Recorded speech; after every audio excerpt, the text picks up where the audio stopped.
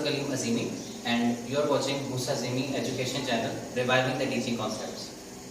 आज के इस वीडियो लेक्चर में डियर स्टूडेंट्स हम शुरू करने जा रहे हैं मैट्रिक फिजिक्स का chapter number 1 that is introduction. Introduction obviously means introduction to physics because this is the course of physics. और इस इंट्रोडक्शन के चैप्टर में जो कि एक छोटा सा चैप्टर है हम दो मेन टॉपिक्स पढ़ेंगे। पहला मेन टॉपिक है ब्रांचेस ऑफ फिजिक्स। फिजिक्स क्या है और फिजिक्स की कितनी कितनी ब्रांचेस हैं, उसमें से कुछ ब्रांचेस के बारे में हम पढ़ेंगे, उनकी डेफिनेशंस और थोड़ी बहुत डिस्क्रिप्शन। और दूसरा contributions of Muslim scientists in the field of physics. तो फिजिक्स की दुनिया में मुस्लिम साइंसदानों की क्या खिदमात हैं, ये क्या कंट्रीब्यूशंस हैं उनके, उसके बारे में हम पढ़ेंगे। तो 4-5 मुस्लिम साइंटिस्ट्स के कुछ कंट्रीब्यूशंस हमें बताए गए हैं और कुछ ब्रांचेस हैं। This is the content of chapter number 1 introduction, यानी कि इंट्रोडक्शन टू फिजिक्स। तो before starting the first main topic of this chapter branches of physics, सबसे पहले तो हमें ये पता होना चाहिए कि व्हाट इज फिजिक्स। फिजिक्स के बारे में जो पहला ख्याल हमारे जहन में आता है वो ये है कि it's a branch of science. ये साइंस की एक ब्रांच है। साइंस की ब्रांच अगर है तो साइंस क्या है? साइंस के बारे में एक डेफिनेशन जो हम पहले से जानते हैं, ये बहुत ज़्यादा कोट की जाती है, which is a very good definition and a very easy definition also. वो है कि science is the study of nature, ठीक है, या study of nature is called science. हम अपने इर्द गिर्द जो कुछ भी देखते हैं वो नेचर है, वो कुदरत का हिस्सा है, वो कुदरत है हमारे लिए। चाहे वो जमीन हो जिस पर हम खड़े होते हैं, चाहे वो आसमान हो जो हमारे सरों के ऊपर है, चाहे वो फूल पौधे पत्ते, चाहे वो पहाड़ हो, चाहे वो ये ठोस ऑब्जेक्ट सॉलिड ऑब्जेक्ट्स हो जैसे कि घर के दरो दीवार हो, कुछ भी हो, A to Z कुछ भी हमें इस दुनिया में जो नजर आता है, जो हम इस्तेमाल करते हैं, it's all the component of nature. वो सारे के सारे नेचर के कंपोनेंट्स हैं। All of them are components of nature.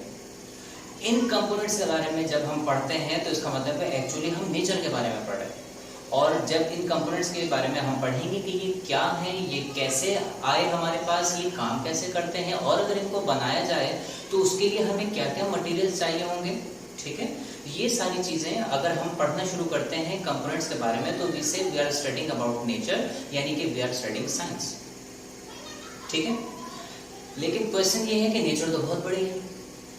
In fact nature का अंदाजा लगाना भी एक नामुमकिन सी बात है, because it seems to be an infinite aspect. तो नेचर की हद कहाँ तक है हमें नहीं मालूम। इस वजह से इस नेचर को जब हम पढ़ने जाएंगे तो जब नेचर ही इनफाइनाइट है तो इसका मतलब है कि नेचर को जब हम पढ़ने जाएंगे तो we also need infinite knowledge, यानी कि we will be developing infinite knowledge, और हमें उसके लिए टाइम भी बहुत चाहिए, ठीक है।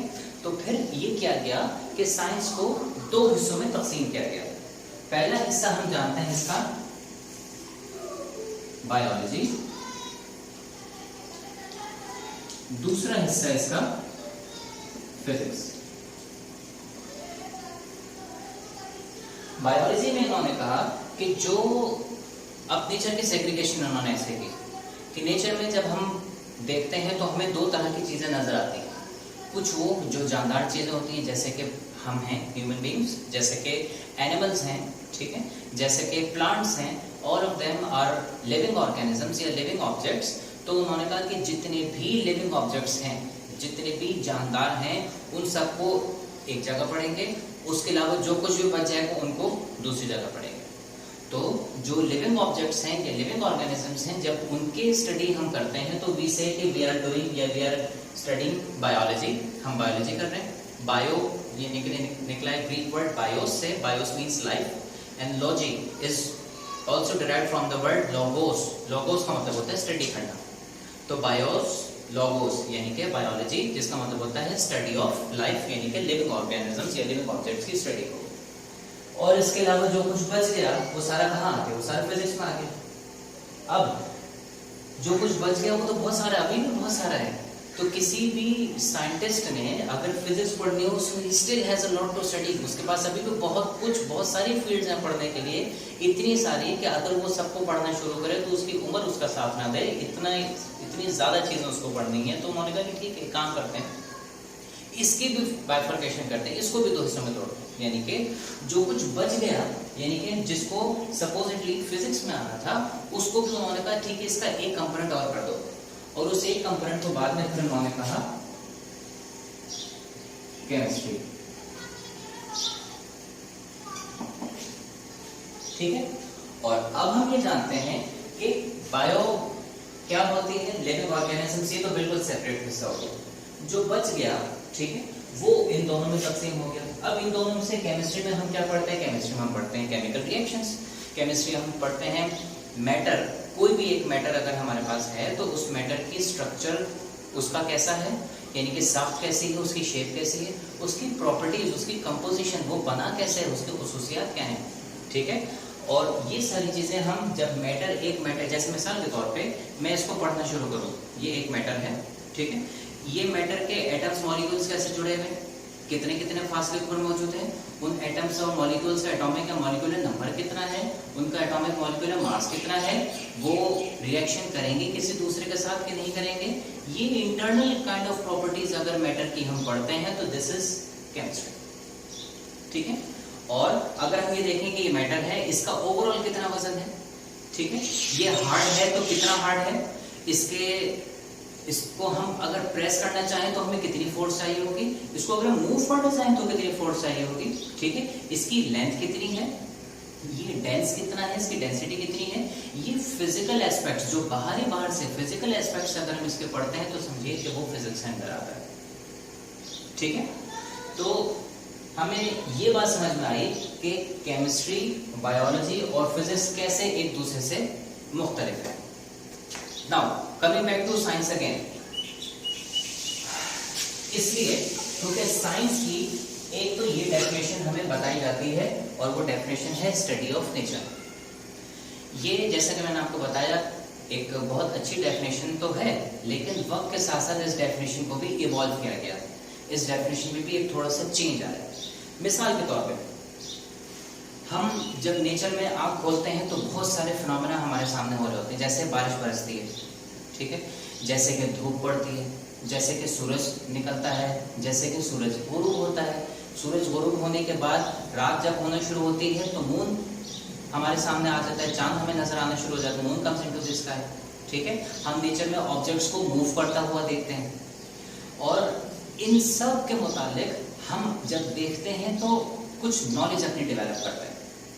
मिसाल के तौर पे हमें ये नजर आया कि एक एस्टैब्लिश्ड फैक्ट है जिसको हम फिनोमेना कहते हैं, और वह है कि the sun rises in the east and sets in the west. पहले किसी ने ऑब्जर्व किया होगा कि यार मुझे यहाँ पे सूरज मशरिक से निकलता हुआ यानी कि ईस्ट से राइज होता हुआ नजर आता है। आप चेक करो कि आपके यहाँ भी ऐसा ही है, तो पता चला सब ने कहा कि हाँ हम भी जहाँ मौजूद हैं वहां से हमेशा ईस्ट से ही सूरज निकलता है। तो ये एक फैक्ट एस्टैब्लिश हुआ, और इस फैक्ट की वजह से उन्होंने ये बताया कि सन हमेशा ईस्ट से निकलता है और सेट हमेशा वेस्ट में ही होता है, इसकी कोई दूसरी मूवमेंट नहीं होती। जब से दुनिया बनी है, पुराने टाइम से, जब से लोगों ने ऑब्जर्वेशंस बनाना शुरू की और नोट डाउन करना शुरू की, तब से आज तक हमारे भी ये ऑब्जर्वेशन है कि the sun rises in the east and sets in the west. This is a natural process which is called a natural phenomena. अब ये एक हमारे पास नॉलेज आई। साइंटिस्ट का क्या काम होता है? साइंटिस्ट का काम होता है कि जो भी फिनोमेना वो अपने सामने होता हुआ देख रहा है, या जो भी प्रोसेस वो अपने आंखों के सामने होता हुआ देख रहा है, वो उसकी रीजनिंग तलाश करता है, वो उसकी लॉजिक मालूम करता है कि ये अगर हो रहा है तो what's the reason behind this, what is the driving force, ये हो कैसे रहा है, इसके पीछे क्या लॉजिक है जिसकी वजह से ये इस तरह से हो रहा है। So why is sun rising in the east, rising from the east sorry, and setting in the west. ठीक है, तो इसके लिए फिर उन्होंने जब खोज लगाया और बहुत सारे उन्होंने अपने ऑब्जर्वेशंस लोगों ने की, सोचा और फिक्र किया, then they came to know कि सन ईस्ट से इसलिए निकलता है और वेस्ट में इसलिए जाके गुरूब होता है क्योंकि जमीन वेस्ट से ईस्ट की तरफ चलती है। मिसाल के तौर पे एक गाड़ी है, जिस गाड़ी के अंदर अब एक बंदा यहाँ खड़ा हुआ है, हम यहां से चलते हुए ऐसे मूव कर रहे हैं। हम कैसे जा रहे हैं? हम जा रहे हैं लेफ्ट टू राइट, तो हम ऐसे जाते हुए नजर आए।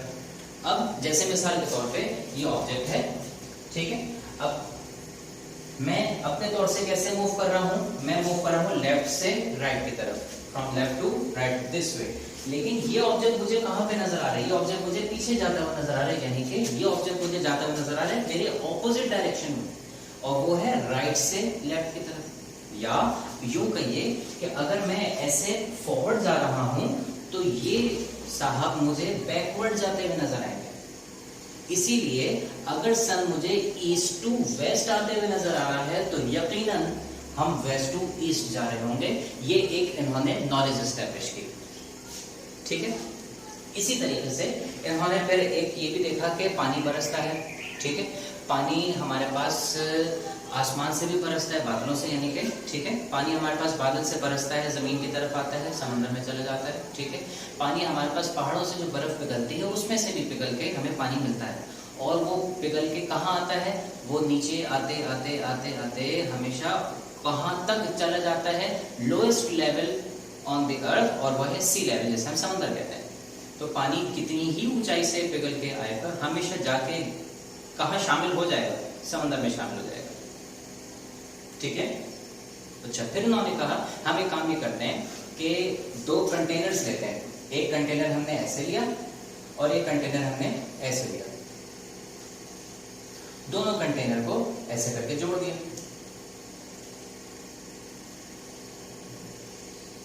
दोनों में हमने पानी भर दिया।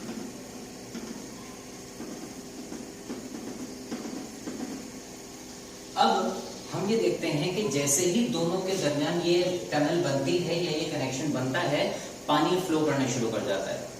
पानी फ्लो करना शुरू करता है हमेशा इस डायरेक्शन में, यानी कि हाइट वाले रीजन से कहां पे, लोअर रीजन पे। तो उन्होंने कहा कि ये फैक्ट एस्टैब्लिश हो गया जनाब, चाहे बादल से बरसे तो बादल से भी कभी ऊपर नहीं जाता, हमेशा नीचे ही आता है। चाहे पहाड़ों से निकल के आए तो भी पहाड़ से हमेशा नीचे ही आता है, समंदर की तरफ ही आता है। या चाहे हम अपने लैब में या घर में कहीं देखते हैं पानी, तो वो भी हमेशा हमें हाइट से नीचे जाता हुआ नजर आता है। कभी हमने पानी को नेचुरली रिवर्स डायरेक्शन में जाते हुए नहीं देखा, ठीक है। तो ये एक नॉलेज, ये एक उनको फिनोमेना नजर आया कि पानी हमेशा हाइट से नीचे की तरफ, यानी कि ऊपर से नीचे की तरफ ही आता है। और फिर उन्होंने इसकी रीजनिंग तलाश की, और वो रीजनिंग हमें न्यूटन ने बताया कि इट्स बिकॉज ऑफ ग्रेविटी, कि ग्रेविटी हर चीज को नीचे की तरफ पुल करती है, जमीन की तरफ पुल करती है। तो पता चला कि because of gravity water always moves from higher region to lower region, यानी कि हाइट से डाउनवर्ड मूव करता है। तो इस तरह से उन्होंने ये रीजनिंग तलाश की, और इन रीजनिंग्स के मुताबिक उन्होंने जो कुछ भी मालूमात ली उनको अलग अलग चैप्टर्स में उन्होंने रख दिया कि भाई पानी से मुताबिक जो भी मालूमात आपको मिलेगी वो अलग चैप्टर है।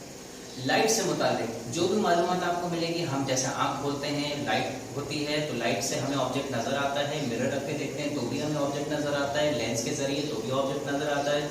निगाह हमारी कमजोर हो जाए, लेंस लगा लें तो हमें वो ऑब्जेक्ट जो पहले नजर नहीं आ रहा था अब सही सही नजर आना शुरू हो जाता है। ये लाइट के रिलेटेड, लाइट की प्रॉपर्टी से रिलेटेड है। लाइट से मुताबिक जो कुछ भी मालूमात हमें मिलेंगी, इनको हमने फिजिक्स की एक ब्रांच बना दी, उस ब्रांच का नाम रख दिया ऑप्टिक्स, ऑप्टिक्स में पढ़ेंगे। इलेक्ट्रिक चार्जेस जब चलना शुरू करते हैं तो अपने साथ जब वो चलते हैं तो कुछ इफेक्ट्स क्रिएट करते हुए जाते हैं। तो वो क्या इफेक्ट्स करेंगे, उनकी क्या प्रॉपर्टीज बनती हैं, तो इसको हमने कहा चार्जेस से मुताबिक जो कुछ भी पढ़ना होगा उसको इलेक्ट्रिसिटी में डाल दो। अब किसी को अगर चार्ज के मुताबिक कुछ पढ़ना होगा तो वो लाइट के चैप्टर में ही देखेगा, वो इलेक्ट्रिसिटी के चैप्टर में देखेगा। ये काम क्या हुआ? इसी तरीके से अगर किसी को ये देखना हो कि भाई कोई ऑब्जेक्ट जमीन की तरफ ही पुल होता हुआ क्यों आ रहा है, तो यानी कि वो ग्रेविटी के बारे में पढ़ना चाह रहा है तो वो ग्रेविटेशन के चैप्टर में पढ़ेगा, ठीक है। तो हम क्या करते हैं, ये देखते हैं कि जो भी नॉलेज हमें नेचर से मिल रही होती है उस बहुत डाइवर्सिफाइड नॉलेज है और बहुत एक्सटेंसिव नॉलेज है, उस नॉलेज को हम रैंडमली नहीं कहीं ऐसे फिक्स कर देते कि एक बुक के अंदर सब कुछ आ गया। हम उसको चैप्टर वाइज मैनेज करते हैं, बिल्कुल ऐसे जैसे घरों में हम अपने कबर्ड्स मैनेज करते हैं, अपना स्टफ मैनेज करते हैं कि भाई शर्ट्स एक तरफ मिलेंगी आपको, पैंट्स एक तरफ मिलेंगी आपको, शूज एक तरफ मिलेंगे आपको, बुक्स एक तरफ मिलेंगी आपको। बुक्स में भी आपको साइंस वाली बुक्स यहाँ मिलेंगी, इंग्लिश की बुक्स यहाँ मिलेंगी, उर्दू की बुक्स यहाँ मिलेंगी। तो ये सारी चीजें जिस तरह से हम अपना कबर्ड मैनेज करते हैं या अपने आप को मैनेज करते हैं, उसी तरीके से साइंस के लिए भी साइंटिस्ट्स ने जो भी फील्ड से नॉलेज हमें मिली उसको उन्होंने मैनेज किया अलग अलग फील्ड्स बना के, जैसे हम कहते हैं अलग अलग ब्रांचेस बना के। और उसके बाद उन्होंने कहा कि अब ये हमारी नॉलेज जो कुछ भी हमें साइंटिफिकली हासिल हुई है नेचर को स्टडी करके, इसको हमने ऑर्गेनाइज कर लिया, उससे फायदा क्या हुआ? पढ़ना आसान हो गया। अब हमें ढूंढना नहीं पड़ेगा वो चीज कहाँ रखी है। पता है आपको ग्रेविटी से रिलेटेड अगर कोई फिनोमेना है तो उसके लिए आप ग्रेविटेशन की फील्ड खोलिए, ग्रेविटेशन का चैप्टर खोलिए, आपको उसमें वो मिल जाएगा। लाइट के चैप्टर में, मैग्नेट के चैप्टर में, इलेक्ट्रिसिटी के चैप्टर में, मैकेनिक्स के चैप्टर में आपको, या काइनेमेटिक्स के चैप्टर में आपको ढूंढ के अपना वो ज़ाया करने की जरूरत नहीं है। आपकी सर्च आसान हो गई, आपके लिए पढ़ना और ज्यादा इजी हो गया। ये अब साइंस में उन्होंने कहा कि हम हैज़र्डली या रैंडमली नहीं करेंगे, जो कुछ भी पढ़ेंगे उसको ऑर्गेनाइज करेंगे, मैनेज करेंगे into certain branches and certain fields, और फिर जो हमारी नॉलेज बनेगी वो ऑर्गेनाइज होगी, जिससे हमें पढ़ना आसान हो जाएगा। और वो साइंस है जिसको अब की डेफिनेशन में कहा जाता है, जो कि मॉडर्न डेफिनेशन साइंस की होती है, the organised knowledge of nature is called science. Science organise knowledge है नेचर की ही, उसमें कोई चेंज नहीं आया जाहिर है, because we study nature in science. ये तो हो गए हमारे साइंस की डेफिनेशन। अब बिफोर प्रोसीडिंग हम एक चीज जरूर याद रखना चाहेंगे, वो ये है कि देखिए, जब कभी भी ये बात है प्रेजेंटेशन से related, like I mentioned in the previous video also, वो ये कि जो प्रेजेंटेशन है पेपर की, that's very very important, and if you are not able to present your paper well, you are not able to score in your papers well. ठीक है, इसलिए छोटी छोटी टिप्स जो उमूमन बच्चों को नहीं पता होती, they really make a difference in overall presenting your paper in a very good way. और वो उसमें से एक क्या है, वो ये कि जब किसी चीज की हम डेफिनेशन देते हैं, ठीक है, उस डेफिनेशन को हम ये समझते हैं कि डेफिनेशन हमें किसी से पता चली, यानी कि उसकी सेइंग है, कोई ना कोई अल्टीमेटली साइंटिस्ट ही होगा जिसने हमें बताई होगी। तो जब किसी की बात को हम आगे बढ़ाते हैं तो हम उसको कोट्स की फॉर्म में लिखते हैं, that's a quotation for us. तो वो जो डेफिनेशन हम लिख रहे हैं या पढ़ रहे हैं वो हमें किसी ने बताई है। ठीक है, तो जैसे मुझे मेरे टीचर ने बताया, उनको उनके टीचर ने बताया, उनको उनके टीचर ने बताया, उन्होंने किसी बुक से पढ़ी, वो किसी साइंटिस्ट ने लिखी। तो किसी की सेइंग को हम जब कोट्स के फॉर्म में लिखते हैं तो डेफिनेशन बीइंग आल्सो सेड और defined by somebody, told to us by somebody, तो हम उसको भी कोट्स के फॉर्म में लिखते हैं just to make it look better. और जुमले को इस तरह से तश्कील देते हैं, इस तरह से स्ट्रक्चर करते हैं कि जिस टर्म को डिफाइन किया जा रहा हो उस टर्म को सबसे आखिरी में रखा जाए, और मजीद हाईलाइट करने के लिए कि देखने के साथ ही आइडिया हो जाए कि यहाँ वो टर्म कहाँ है, आप उसको कैप्स में या बोल्ड लेटर्स में लिख दीजिए, तो वो हाईलाइट हो जाए कि अच्छा ये साइंस की हेडिंग डाली थी। ऑब्वियसली पता ही है कि साइंस की डेफिनेशन की होगी, लेकिन यहाँ साइंस का वर्ड कहाँ है, आपने कही ये साइंस का वर्ड है, तो इससे सर्च करने में, ये एक दफा गो थ्रू करके क्लिक करने में अच्छा ये बहुत आसानी हो जाती है, और साथ में ये लगता भी बेहतर है।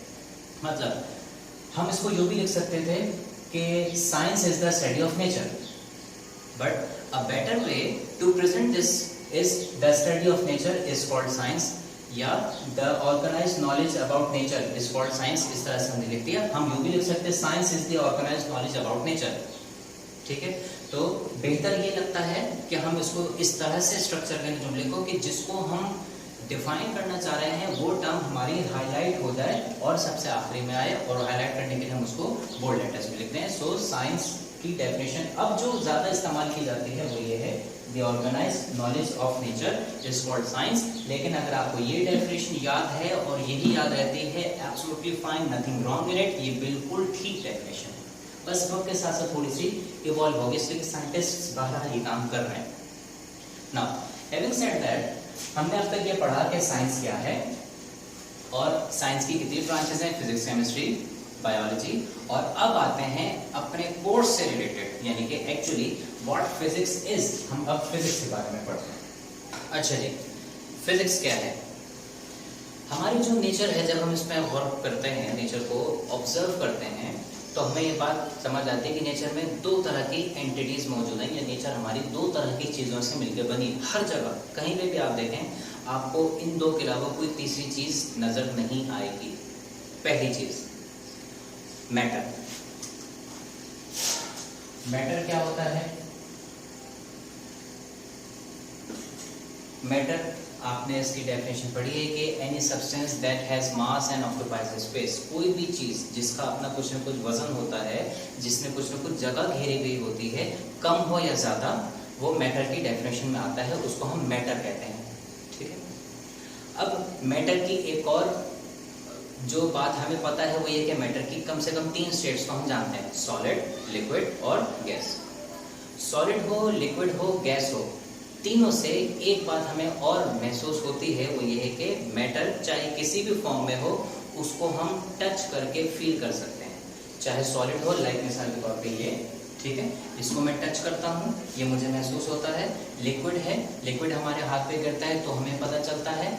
गैस है, ठीक है, गैस जैसे स्टीम है, ठीक है, स्टीम जब आप लेते हैं, कभी नज़ला हो जाए, जुकाम हो जाए, ठीक है, स्टीम डॉक्टर लेने को कहते हैं, तो स्टीम जब आप लेते हैं तो उसकी गर्माइश आपको महसूस होती है, यानी कि यू फील कि स्टीम आपके चेहरे के ऊपर बहुत हीट प्रोड्यूस कर रही है, या स्टीम बहुत ज़्यादा टेम्परेचर पर, यू फील इट। आप दौड़ते हुए जाएं, भागते हुए जाएं, तेज़ हवा चल रही हो, आप कैप पहने हुए तो कैप उड़ जाएगी, बाल उड़ना शुरू हो जाएंगे, तो हवा, mixture of gases, that is also hitting you, ठीक है, एंड यू फील इट। तो मैटर किसी भी शक्ल का हो, कम से कम इन 3 के बारे में तुम जानते हैं, सॉलिड, लिक्विड, गैस। ये तीनों की एक प्रॉपर्टी है कि इन तीनों को हम टच करके फील कर सकते हैं। ठीक है, तो नेचर में कोई भी चीज आपको नजर आए, मिसाल के तौर पे ये बोर्ड है, yes I can touch it, so it's a matter.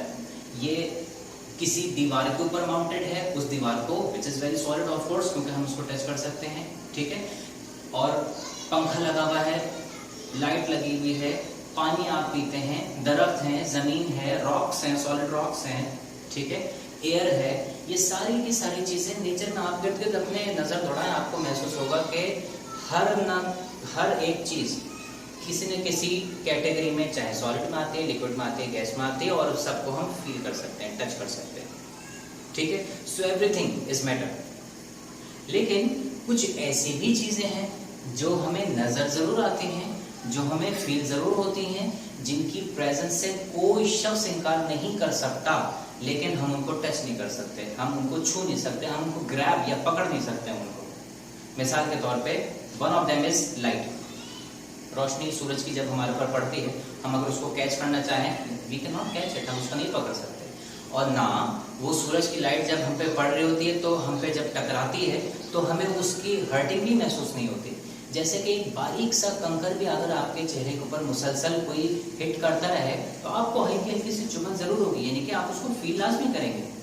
लेकिन लाइट एक ऐसी एंटिटी कह लीजिए, या एक ऐसी चीज कह लीजिए कि वो मुसलसल आपके ऊपर पड़ रही होती है, आपको उसकी हिद्दत का, उसकी शिद्दत का, उसकी हीट का, गर्माइश का एहसास जरूर होता है, लेकिन वो हर्टिंग नहीं होती कि यहाँ पे आपको किसी ने हर्ट किया तो चलो खून निकल गया, चोट लग गई, जख्म पड़ गया, ऐसा नहीं होता। So we can not touch it, we can not capture और grab it, but yet we feel it and we feel its presence. और इसकी प्रेजेंस से डिनाई नहीं किया जा सकता, क्योंकि अगर ये सूरज की रोशनी ना होती तो फूल पौधे वगैरह कभी उग ही नहीं सकते थे, और हम भी ज्यादा अरसे तक नहीं सर्वाइव कर सकते। इसी तरीके से साउंड, हम आपस में बात करते हैं, एक दूसरे की आवाज हमारे कानों में पड़ती है, हम पे ओ yes I got your words, ऐसा नहीं कर सकते हम। क्यों नहीं कर सकते? इसलिए कि वो साउंड जो कि एनर्जी है, वी ऑल नो, वो कोई जर्रे की शक्ल में नहीं होती, जैसे कि दूसरे जरात हमें नेचर में मिलते हैं, चाहे छोटा हो या बड़ा हो। इसी तरीके से हीट, चूल्हे के ऊपर पतीला आपने रखा है जनाब, या आग जल रही है, आप उस आग के ऊपर ऐसे हाथ रखें तो आपको गर्माइश महसूस होती है, आप ज्यादा देर तक हाथ उसमें नहीं रख सकते क्योंकि आपको उसकी हीट महसूस होती है। But if somebody asks you to be grab that heat which you are absorbing, you cannot do it because it's not a particle, because it's not a matter. ठीक है, तो ऐसी बहुत सारी हमारे पास एंटिटीज हैं, जिन एंटिटीज की प्रेजेंस को हम जरूर फील करते हैं, उनसे डिनाई नहीं कर सकते। कोई इनकार नहीं कर सकता कि गर्मी नहीं होती, कोई इनकार नहीं कर सकता कि आवाज नाम की कोई चीज नहीं होती, कोई इनकार नहीं कर सकता कि भाई रोशनी की कोई चीज होती नहीं है। Everybody is bound to accept these facts, लेकिन हम इनको टच नहीं कर सकते, तो सो कम से कम ये मैटर तो नहीं है। फिर हमने कहा ये इसके क्या करें, हम इसको फील भी कर सकते हैं लेकिन इसको टच नहीं कर सकते, तो इसकी एक अलग कैटेगरी बनाओ और उस कैटेगरी को हमने एनर्जी का नाम दिया। ठीक है, तो कायनात में, इस दुनिया में, इर्द गिर्द हमारे नेचर में कोई भी चीज हमें नजर आए वो इन दोनों का मजमुआ होगी, या तो मैटर होगी या एनर्जी होगी, बल्कि दोनों ही उसमें शामिल होंगी। बगैर एनर्जी के कोई मटेरियल नहीं होता।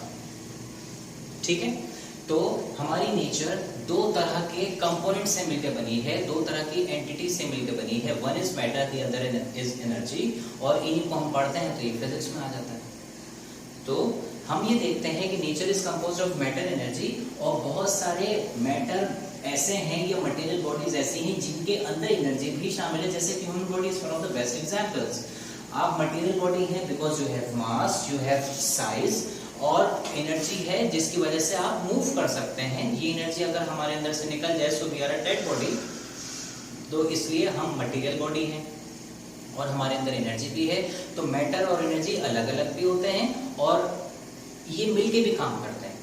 तो इन सब को अगर हम पढ़ें सो दिस इज फिजिक्स। तो फिजिक्स की जो डेफिनेशन बनती है वो हम लिख चुके हैं, the branch of science minded. हम जुमला इस तरह से कंस्ट्रक्ट करेंगे या स्ट्रक्चर करेंगे कि फिजिक्स की डेफिनेशन है तो word physics comes in the last. ठीक है, the branch of physics, sorry, the branch of science which deals with the study of, क्या क्या हमने कहा, मैटर है और energy, which deals with the study of matter and energy। ठीक है, और हमने कहा बाज मटेरियल बॉडीज भी हमें नजर आती हैं ऐसी जो कि एनर्जी रखती हैं, बाज भी बहुत सारी होती हैं। तो मटेरियल और एनर्जी दोनों आपस में एक दूसरे के साथ इंटरैक्ट करते हैं और नतीजे में एक नया प्रोसेस होता हुआ, नया काम होता हुआ हमें नजर आता है। मिसाल के तौर पे मैंने एक लाइन ड्रॉ की। ये लाइन मैंने कैसे ड्रॉ की, क्योंकि being a material body I had the energy to draw this line, तो मैंने ड्रॉ कर दी। अगर वो एनर्जी नहीं होती तो ये रिजल्ट नहीं होता।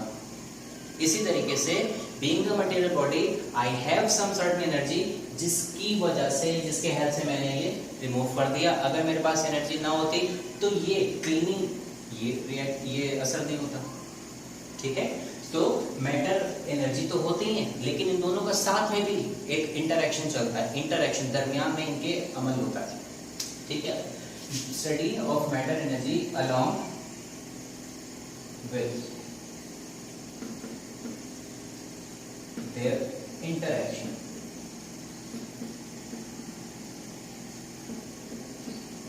is called, yeah, is known as physics, inverted commas closed। ये हो गई हमारी फिजिक्स की डेफिनेशन कि साइंस की वो ब्रांच जिसमें हम मैटर के बारे में पढ़ते हैं, जिसमें हम एनर्जी को पढ़ते हैं, और मैटर और एनर्जी आपस में मिलकर जो काम करते हैं उसको पढ़ते हैं, interaction of matter and energy. ये सब का सब comes under the umbrella of physics. ठीक है, अब फिजिक्स तो बहुत बड़ी है, इसलिए कि फिजिक्स क्योंकि नेचर को ही स्टडी करती है, लिहाजा नेचर में तो बहुत सारी तरह की चीजें मौजूद हैं। तो फिजिक्स आखिर बहुत बड़ी होगी, तो कितनी बड़ी होगी, तो answer is we don't know, because we don't know how large या हाउ ह्यूज नेचर इज। तो हमने कहा कि सब चीजें तो उसका मतलब में नहीं पढ़ी जा सकती, फिर क्या करें, उसको थोड़े थोड़े हिस्सों में तकसीम कर दो। कभी लाइट को पढ़ोगे तो अलग पढ़ोगे, चार्जेस को पढ़ोगे तो यहाँ पे पढ़ोगे। ठीक है, जमीन के बारे में पढ़ेंगे तो आप जियोलॉजी पढ़ेंगे, इसके बारे में पढ़ेंगे तो ये वाली ब्रांचेस का नाम रख दिया। तो आप नेचर के मुख्तलिफ हिस्से कर दीजिए, समझे, और हर हिस्से की स्टडी को एक ब्रांच का नाम दे दीजिए, और ये बनता है ब्रांचेस ऑफ फिजिक्स। ठीक है, तो next we are starting branches of physics, which is the first main topic of chapter number 1, branches of physics।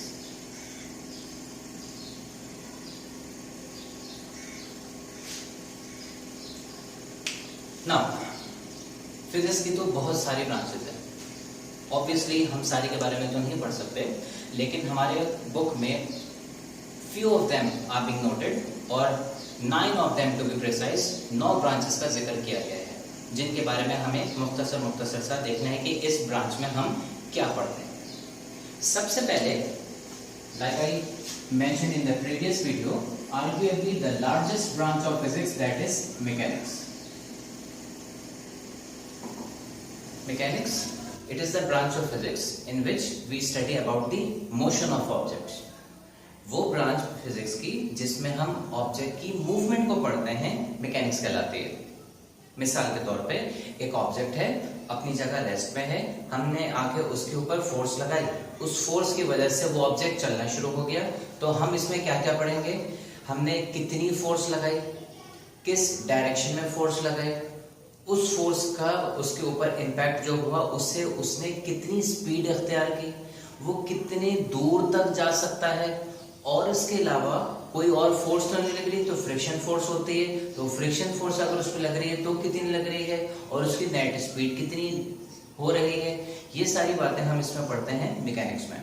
किसी ऑब्जेक्ट पे आप फोर्स लगाएं, उस फोर्स की वजह से वो मूवमेंट में आए, तो ये सारी की सारी चीजें, how that object comes into motion, ठीक है, यानी कि फोर्स की वजह से, और वो ऑब्जेक्ट जब मोशन में आ जाता है या उसकी मोशन कम ज्यादा स्लो हो जाए या फास्ट हो जाए, तो उसके लिए कौन सी फोर्स आपने लगाई और बॉडी के ऊपर कितनी कितनी फोर्सेस लग रही हैं, नेट इफेक्ट उसका क्या बना, उसके ऊपर कितना नेट फोर्स इफेक्ट कर रही है, और उसके नतीजे में वो कितनी स्पीड उसकी बन रही है, वो कितना फासला कवर करेगी, किस डायरेक्शन में करेगी, ये सारी की सारी चीजें हम मैकेनिक्स में पढ़ते हैं। The branch of physics which deals with the study of motion of objects. Now, अब यहाँ पे हम पूरी डेफिनेशन तो नहीं लिख सकते, आई होप आपको ये वाला जो पैटर्न है डेफिनेशन का ये बिल्कुल क्लियर हो गया हो। So now I would just right the keywords. तो ये है which deals with the study of motion of objects, ये मैकेनिक्स है, ठीक है।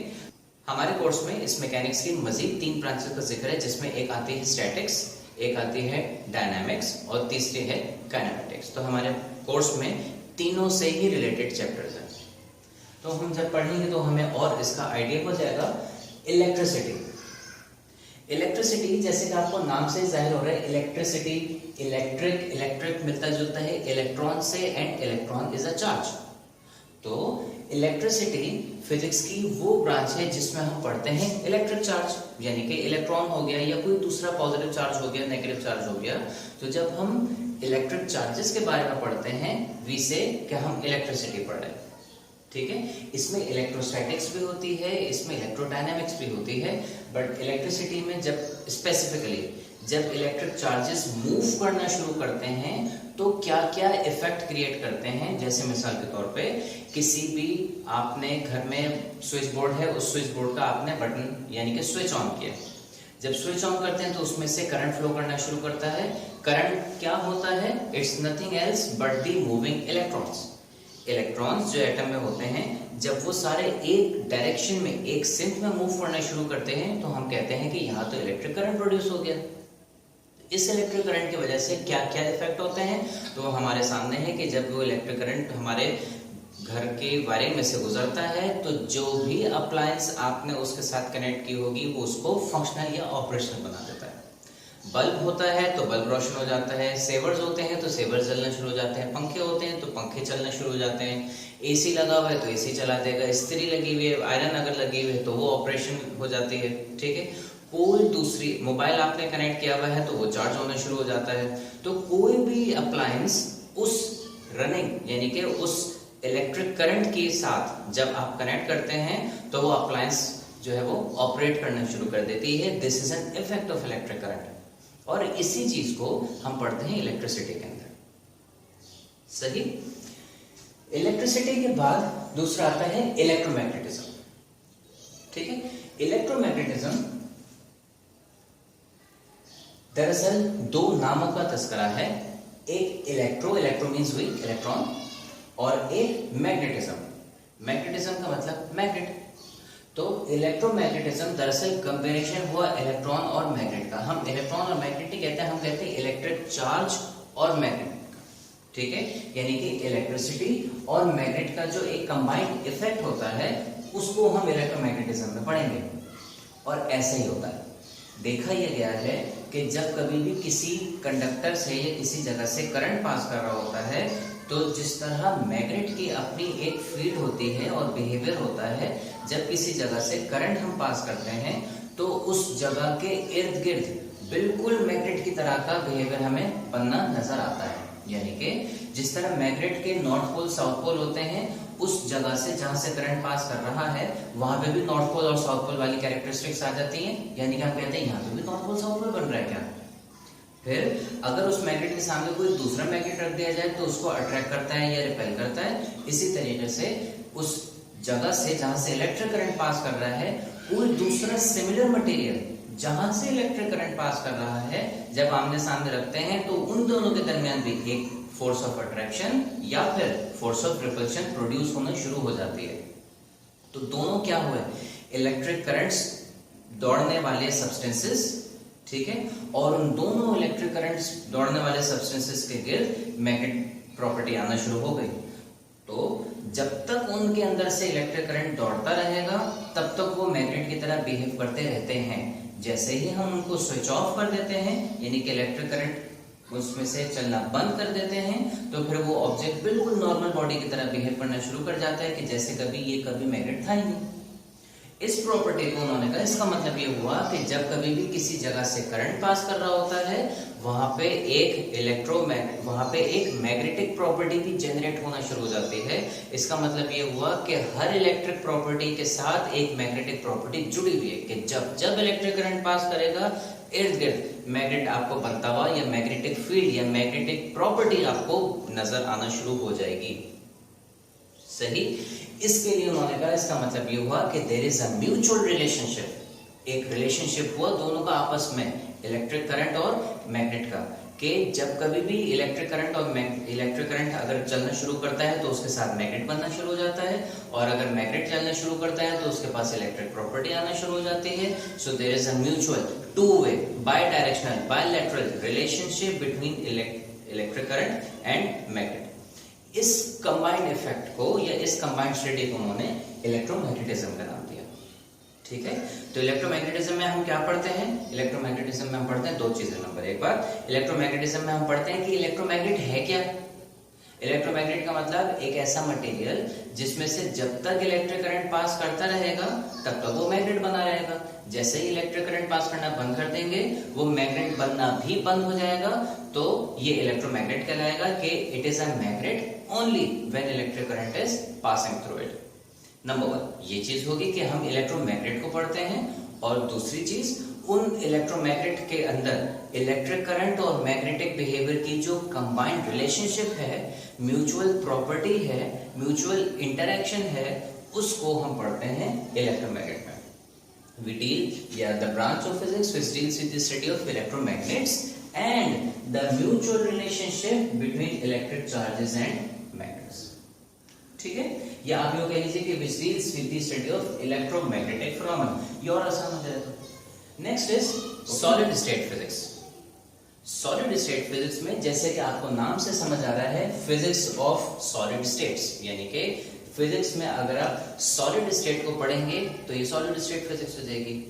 मैटर के बारे में हम जानते हैं अभी तक कि मैटर की तीन प्रॉपर्टीज या तीन स्टेट्स होती हैं। एक सॉलिड स्टेट होती है, दूसरी लिक्विड स्टेट होती है और तीसरी गैसियस स्टेट होती है। उन तीनों में से अगर सॉलिड स्टेट को पढ़े, अब सॉलिड स्टेट में हम क्या क्या पढ़ सकते हैं। सॉलिड अगर सॉलिड है यानी कि हार्ड है तो कितना हार्ड है, किस वजह से हार्ड है, ठीक है, उनके मॉलिक्यूल्स और एटम्स आपस में कितने फासले के ऊपर हैं, ये चीज हम केमिस्ट्री में भी पढ़ते हैं।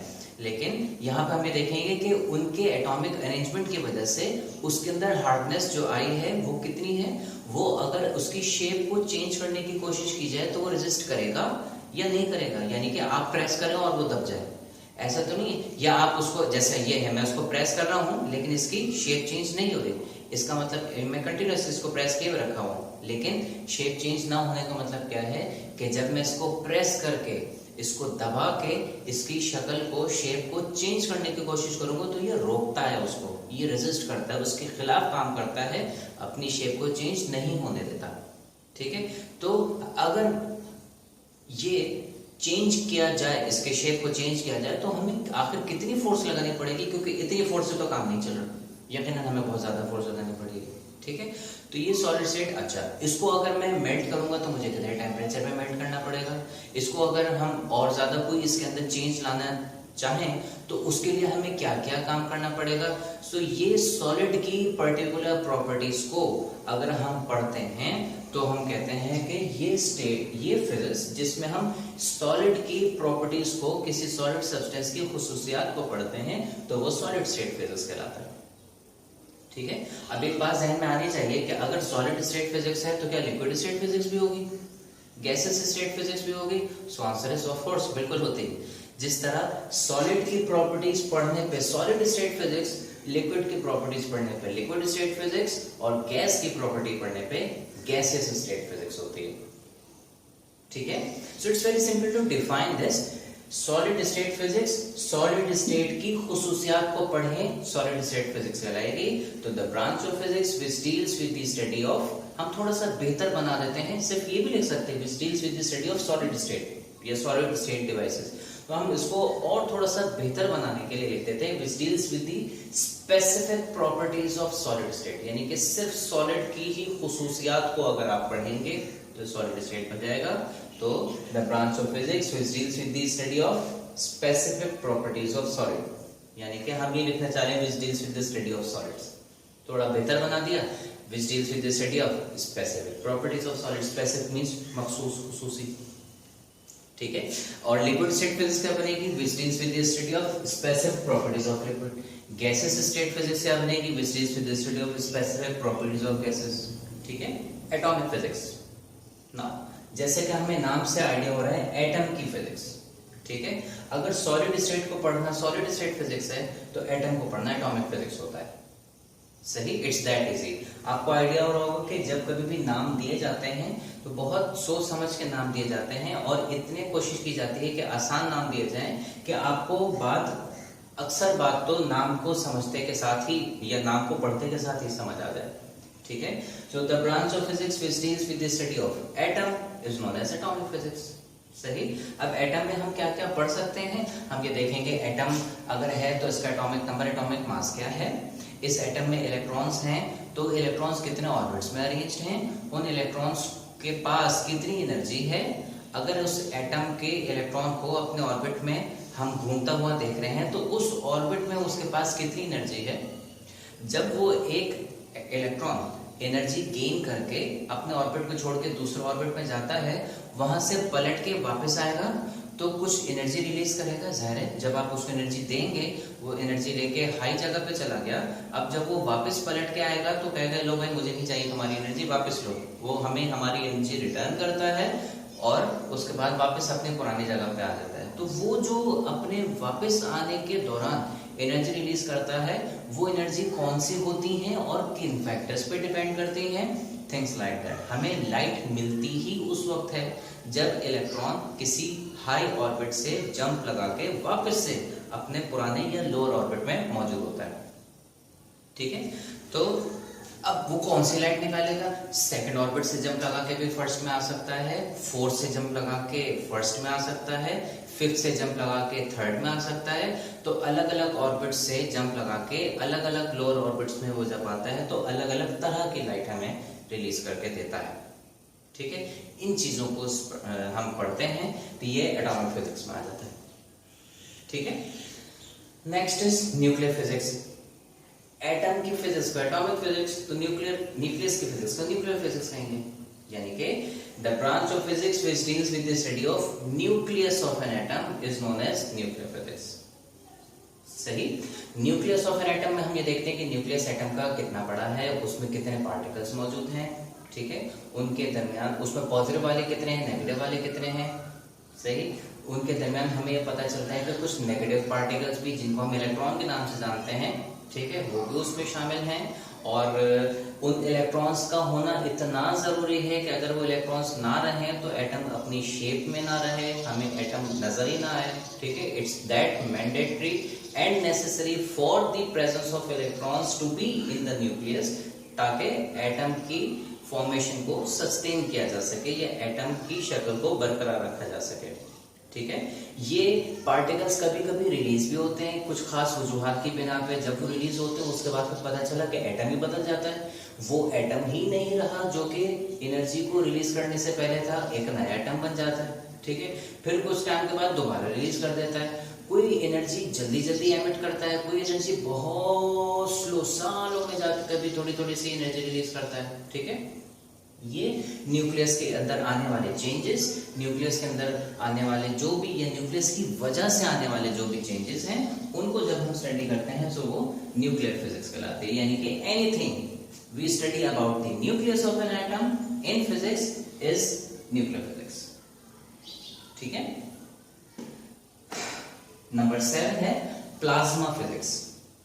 प्लाज्मा फिजिक्स क्या होती है? So far, what we know about the states of matter is matter has 3 states: solid, liquid and gas. और ये स्टेट एक से दूसरे में कैसे आती है हमें थोड़ी बहुत तो नॉलेज है। हम बर्फ रख के हीट करते हैं तो वो पिघल के पानी बन जाती है, यानी कि सॉलिड को अगर आप हीट करें तो वो लिक्विड बन जाता है। ये चीज हम मोमबत्ती में, वैक्स में भी देखते हैं कि वैक्स जमा हुआ होता है, उसको थोड़ी सी हीट मिलती है तो वो पिघल जाता है। ठीक है, तो ये बिहेवियर एक हम जानते हैं कि कभी किसी सॉलिड ऑब्जेक्ट को हीट करो तो वो पिघल जाता है, यानी कि लिक्विड में कन्वर्ट हो जाता है। अब ये सॉलिड की नेचर पे है, किसी को बहुत ज्यादा हीट देनी पड़ती है तब जाके लिक्विड में कन्वर्ट होता है, किसी को थोड़ी सी हीट पे भी हम अगर रखें तो वो फौरन ही लिक्विड में कन्वर्ट हो जाता है। ठीक है, सो ये सॉलिड की प्रॉपर्टी पे डिपेंड करता है सॉलिड स्टेट फिजिक्स में। लेकिन हम फिलहाल ये इसका बिहेवियर देख रहे हैं कि whenever a solid is heated it is converted into liquid state.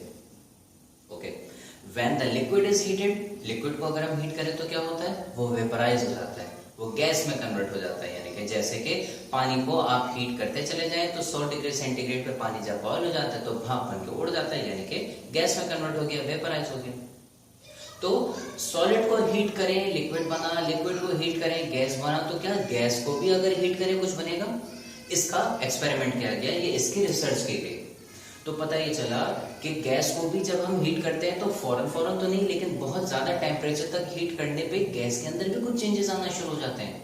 और वो चेंजेस इस तरह से आते हैं कि गैस की शेप बिल्कुल चेंज होके उस कंटेनर में जहां गैस रख के आप हीट कर रहे होते हैं वहां पे जो मटेरियल हमें मिलना शुरू होता है after enormous amount of heating, तो हमें वो मटेरियल गैस के बजाय एक सेमी सॉलिड सा, जिसे जेली लाइक स्ट्रक्चर कहते हैं, मिलना शुरू हो जाता है। ठीक है, तो किसी गैस को जब बहुत ज्यादा देर तक, बहुत ज्यादा हाई टेम्परेचर तक अगर हम हीट करते हैं तो उसमें भी चेंजेस आना शुरू होते हैं, वो भी बदलता है अपनी शेप को, अपनी फॉर्म को, और हमें गैसियस स्टेट से हटके एक semi solid kind of a state हमें शो करता है। एंड दैट सेमी सॉलिड या jelly like structure is called plasma, which is nothing else but the fourth form of matter, या fourth state of matter, just like solid, liquid and gas. So now we know that there are 4 states of matter: solid, liquid, gas and plasma. ठीक है, solid को पढ़ा तो solid state physics, liquid gas को पढ़ा तो liquid या gas state physics, तो प्लाज्मा को पढ़ेंगे तो प्लाज्मा फिजिक्स बन जाएगा। और ऐसा ही है फिजिक्स की वो ब्रांच जिसमें हम प्लाज्मा के खुसूसियात के बारे में पढ़ते हैं, प्लाज्मा के बिहेवियर या उसकी नेचर के बारे में पढ़ते हैं, ये कहलाती है प्लाज्मा फिजिक्स। और प्लाज्मा क्या है? ये गैस को भी जब हम बहुत हाई टेम्परेचर पे बहुत देर तक हीट करते हैं तो वो एटम अपने इलेक्ट्रॉन्स छोड़ना शुरू कर देता है। वो इलेक्ट्रॉन्स एटम से निकल के बाहर चले जाते हैं और वो एटम नहीं रहता बल्कि एक हाई आयन बन जाता है, जिसे हम कहते हैं highly ionised particle. High ion या हाईली आयनाइज्ड पार्टिकल मतलब जिसके पास से ज्यादा इलेक्ट्रॉन्स निकल गए हो। एक आधा इलेक्ट्रॉन निकल जाना इज एन आयन, लेकिन अगर 10 इलेक्ट्रॉन निकल जाए तो हम कहते हैं ये हाईली आयनाइज्ड हो गया, क्योंकि इसके बहुत सारे इलेक्ट्रॉन्स चले गए। ठीक है, तो ऐसे ही प्लाज्मा भी होता है, प्लाज्मा को भी कहा जाता है it is a highly ionised state of matter या हाईली आयनाइज्ड मटेरियल, जो कि फोर्थ फॉर्म ऑफ मैटर कहलाता है। ठीक है, नेक्स्ट इज एस्ट्रोफिजिक्स। एस्ट्रोफिजिक्स को हम एस्ट्रोनॉमी भी कहते हैं, और एस्ट्रोनॉमी में हम क्या पढ़ते हैं? एस्ट्रोनॉमिकल बॉडीज पढ़ते हैं। एस्ट्रोनॉमिकल बॉडीज का मतलब अजसाम फलकी, फलक यानी कि आसमान, अजसाम यानी कि बॉडीज। तो हमें आउटर स्पेस में आसमान पे जो भी बॉडीज नजर आती हैं, मिसाल के तौर पे sun, stars, planets, moon, etcetera etcetera. ये भी बॉडीज हमें आसमान पे नजर आती हैं। इन बॉडीज को हम सेलेस्टियल बॉडीज भी कहते हैं। सेलेस्टियल बॉडीज के अलावा हम इनको हेवनली बॉडीज भी कहते हैं। हेवन कहाँ है? जन्नत। जन्नत कहाँ है? आसमान पे। तो इस वजह से उन्होंने उसको हेवनली बॉडी का नाम दिया और इनको एस्ट्रोनॉमिकल बॉडीज भी कहते हैं। ठीक है, तो एस्ट्रोनॉमी में हम पढ़ते हैं एस्ट्रोनॉमिकल बॉडीज। एस्ट्रोनॉमिकल बॉडीज का मतलब वो बॉडीज जो कि हमें आउटर स्पेस में ऑन द स्काई हमें नजर आती हैं। ठीक है, like sun, moon, stars, planets etcetera. Biophysics, आपको ये देख के लग रहा होगा कि ये तो दो साइंस के ब्रांचेस का कॉम्बिनेशन है, बायोलॉजी और फिजिक्स, और राइटली सो, ऐसे ही है। बायोफिजिक्स दरअसल फिजिक्स और बायोलॉजी का कॉम्बिनेशन है। क्या मतलब हुआ? How can they B combined together? वो इस तरह से कि फिजिक्स में हम पढ़ते हैं बहुत सारे ब्रांचेस, ठीक है, और बायोलॉजी में हम पढ़ते हैं स्पेसिफिकली लिविंग ऑर्गेनिजम्स को। अब मिसाल के तौर पे इसको हम ऐसे समझ सकते हैं कि किसी पेशेंट की तबीयत खराब हुई और डॉक्टर उसको कोई ईसीजी अगर रेफर करता है, तो वो ईसीजी जब उनका लिया जाता है तो एक छोटी सी मशीन होती है, वो उनके साथ अप्लाई करके हम या कनेक्ट करके उस मशीन से फिर उनके दिल का या हार्ट का जो रिस्पॉन्स है, बिहेवियर है, उसको ट्रेस आउट किया जाता है ग्राफ के जरिए। उसमें ऐसे ऐसे ऐसे ऐसे ग्राफ या वेव्स बनी हुई होती है। वो ग्राफिकल पैटर्न उस पेशेंट के हार्ट का, उस पेशेंट के हार्ट कंडीशन को समझने में मदद देता है। डॉक्टर अकॉर्डिंगली उनको ट्रीटमेंट सजेस्ट करते हैं। ठीक है, so what is that machine? That machine is a device, is an electronic or an electrical device made on the basis of the laws of physics. और फिजिक्स की study से वो machine बनाई गई। अब उस मशीन को जो हमने बनाई है using the laws of physics, उनको हम अप्लाई कर रहे हैं ह्यूमन बॉडी के ऊपर ताकि उनकी ट्रीटमेंट की जा सके और मेडिकल बेनिफिट्स उनको प्रोवाइड किए जा सके। सही, तो ये application of the laws of physics या application of the principles of physics, वो हम जब पढ़ते हैं पेशेंट्स के लिए या in the field of medicine, तो ये कहलाता है बायोफिजिक्स। इसके ऊपर बाकायदा एक सेपरेट इंजीनियरिंग ब्रांच भी कुछ सालों से बनाई गई है या बच्चे पढ़ रहे हैं, और वो कहलाते हैं बायोमेडिकल इंजीनियर्स या बायोमेडिकल इंजीनियरिंग। बायोमेडिकल तो आपको समझ आ रहा है कि ये मेडिसिन से या बायोलॉजी से रिलेटेड है, और इंजीनियरिंग तो है ही फिजिक्स। तो फिजिक्स की इंफॉर्मेशन से हमने कुछ मशीनरीज बनाई। उन मशीनरीज को हम मेडिकल फील्ड में इस्तेमाल करके लोगों की बेहतरी में इस्तेमाल कर सकते हैं, लोगों को आसानी और आराम मुहैया करवा रहे हैं। This is biophysics. ठीक है, so it has a very simple definition also कि it is the application of the principles of physics in the field of medicine. This is biophysics, और ये थी हमारे कोर्स में इंक्लूडेड 9 ब्रांचेस में से आखिरी branch. Like I said, branches of physics यहाँ खत्म नहीं हुई बहरहाल, बट वो सिलेक्टेड ब्रांचेस जो हमें दी हुई थी उनका एक हमने उनका टॉपिक पढ़ा। अब ये हो गया हमारा पहला main topic, branches of physics खत्म। इस टॉपिक में से जो सवाल बन सकता है वो कैसे बनेगा? आपको डेफिनेशंस एमसीक्यूज में पूछी जा सकती है। मिसाल के तौर पे आपसे कहा जाएगा कि भाई the branch of physics which deals with the study of astronomical bodies is dash. तो आप कहेंगे एस्ट्रोनॉमिकल बॉडीज को पढ़ने के लिए एस्ट्रोफिजिक्स होती है, तो वो एस्ट्रोफिजिक्स या एस्ट्रोनॉमी होती है। ठीक है, इसी तरीके से आपसे ये भी पूछा जा सकता है कि the branch of physics which deals with the study of electromagnetic induction. अब you don't know electromagnetic induction क्या है, लेकिन इलेक्ट्रोमैग्नेटिक तो वर्ड समझ में आ रहा है। अब इलेक्ट्रोमैग्नेटिक से आप समझ गए कि इलेक्ट्रोमैग्नेटिज्म से रिलेटेड होगा, तो इसलिए इसकी अप्रोप्रिएट ब्रांच इलेक्ट्रोमैग्नेटिज्म ही होगी।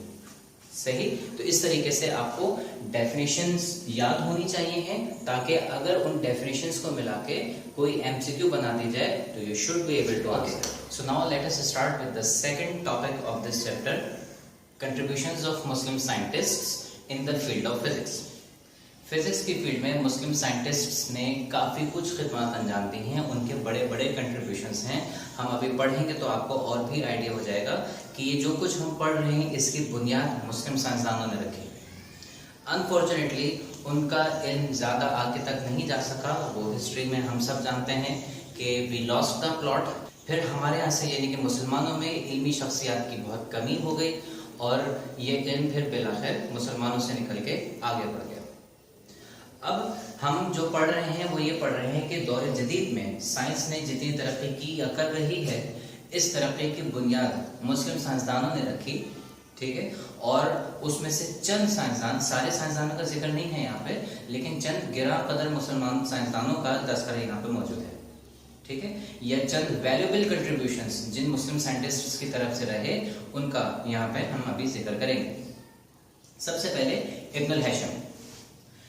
इब्नुल हैशम, अच्छा, हम जो इनके कंट्रीब्यूशंस पढ़ते हैं इब्नुल हैशम के, तो हमें उसमें ये आइडिया होता है कि इनके जो वैल्यूएबल कंट्रीब्यूशंस हैं वो सबसे ज्यादा ऑप्टिक्स के फील्ड में। ऑप्टिक्स फिजिक्स की एक बहुत बड़ी ब्रांच है जिसके अंदर हम पढ़ते हैं लाइट और विजन से रिलेटेड, यानी कि देखने के एतबार से। मिसाल के तौर पे किसी की आई साइट वीक हो गई, उसको सही नजर नहीं आ रहा, उसकी निगाह कमजोर हो गई, उसकी निगाह करीब की या दूर की, तो उसको डॉक्टर ग्लासेस सजेस्ट करता है, ठीक है। ये लेंसेज सजेस्ट करते हैं, तो वो लेंस लगा के उसकी बीनाई बाहर हो जाती है, उसे जो पहले नजर नहीं आ रहा था सही, अब उसको प्रॉपर्ली नजर आता है। इसी तरीके से डॉक्टर्स हैं, डॉक्टर्स अगर किसी माइक्रो ऑर्गेनिज्म को स्टडी करते हैं या किसी वायरस को या किसी बैक्टीरिया को स्टडी करते हैं, तो उसको स्टडी करने के लिए उनको इतने छोटे छोटे ऑर्गेनिजम्स को देखने के लिए एक बहुत ही पावरफुल मशीन चाहिए होगी, क्योंकि नेकेड आई से या अनएडेड आई से तो हम बहुत छोटे माइक्रो ऑर्गेनिज्म टाइप छोटे ऑर्गेनिजम्स को तो हम नहीं देख सकते। तो उसके लिए कुछ मशीनरीज बनाई गई, कुछ इंस्ट्रूमेंट्स जिसे हम कहते हैं ऑप्टिकल इंस्ट्रूमेंट बनाए गए, माइक्रोस्कोप, ठीक है, ये बनाए गए।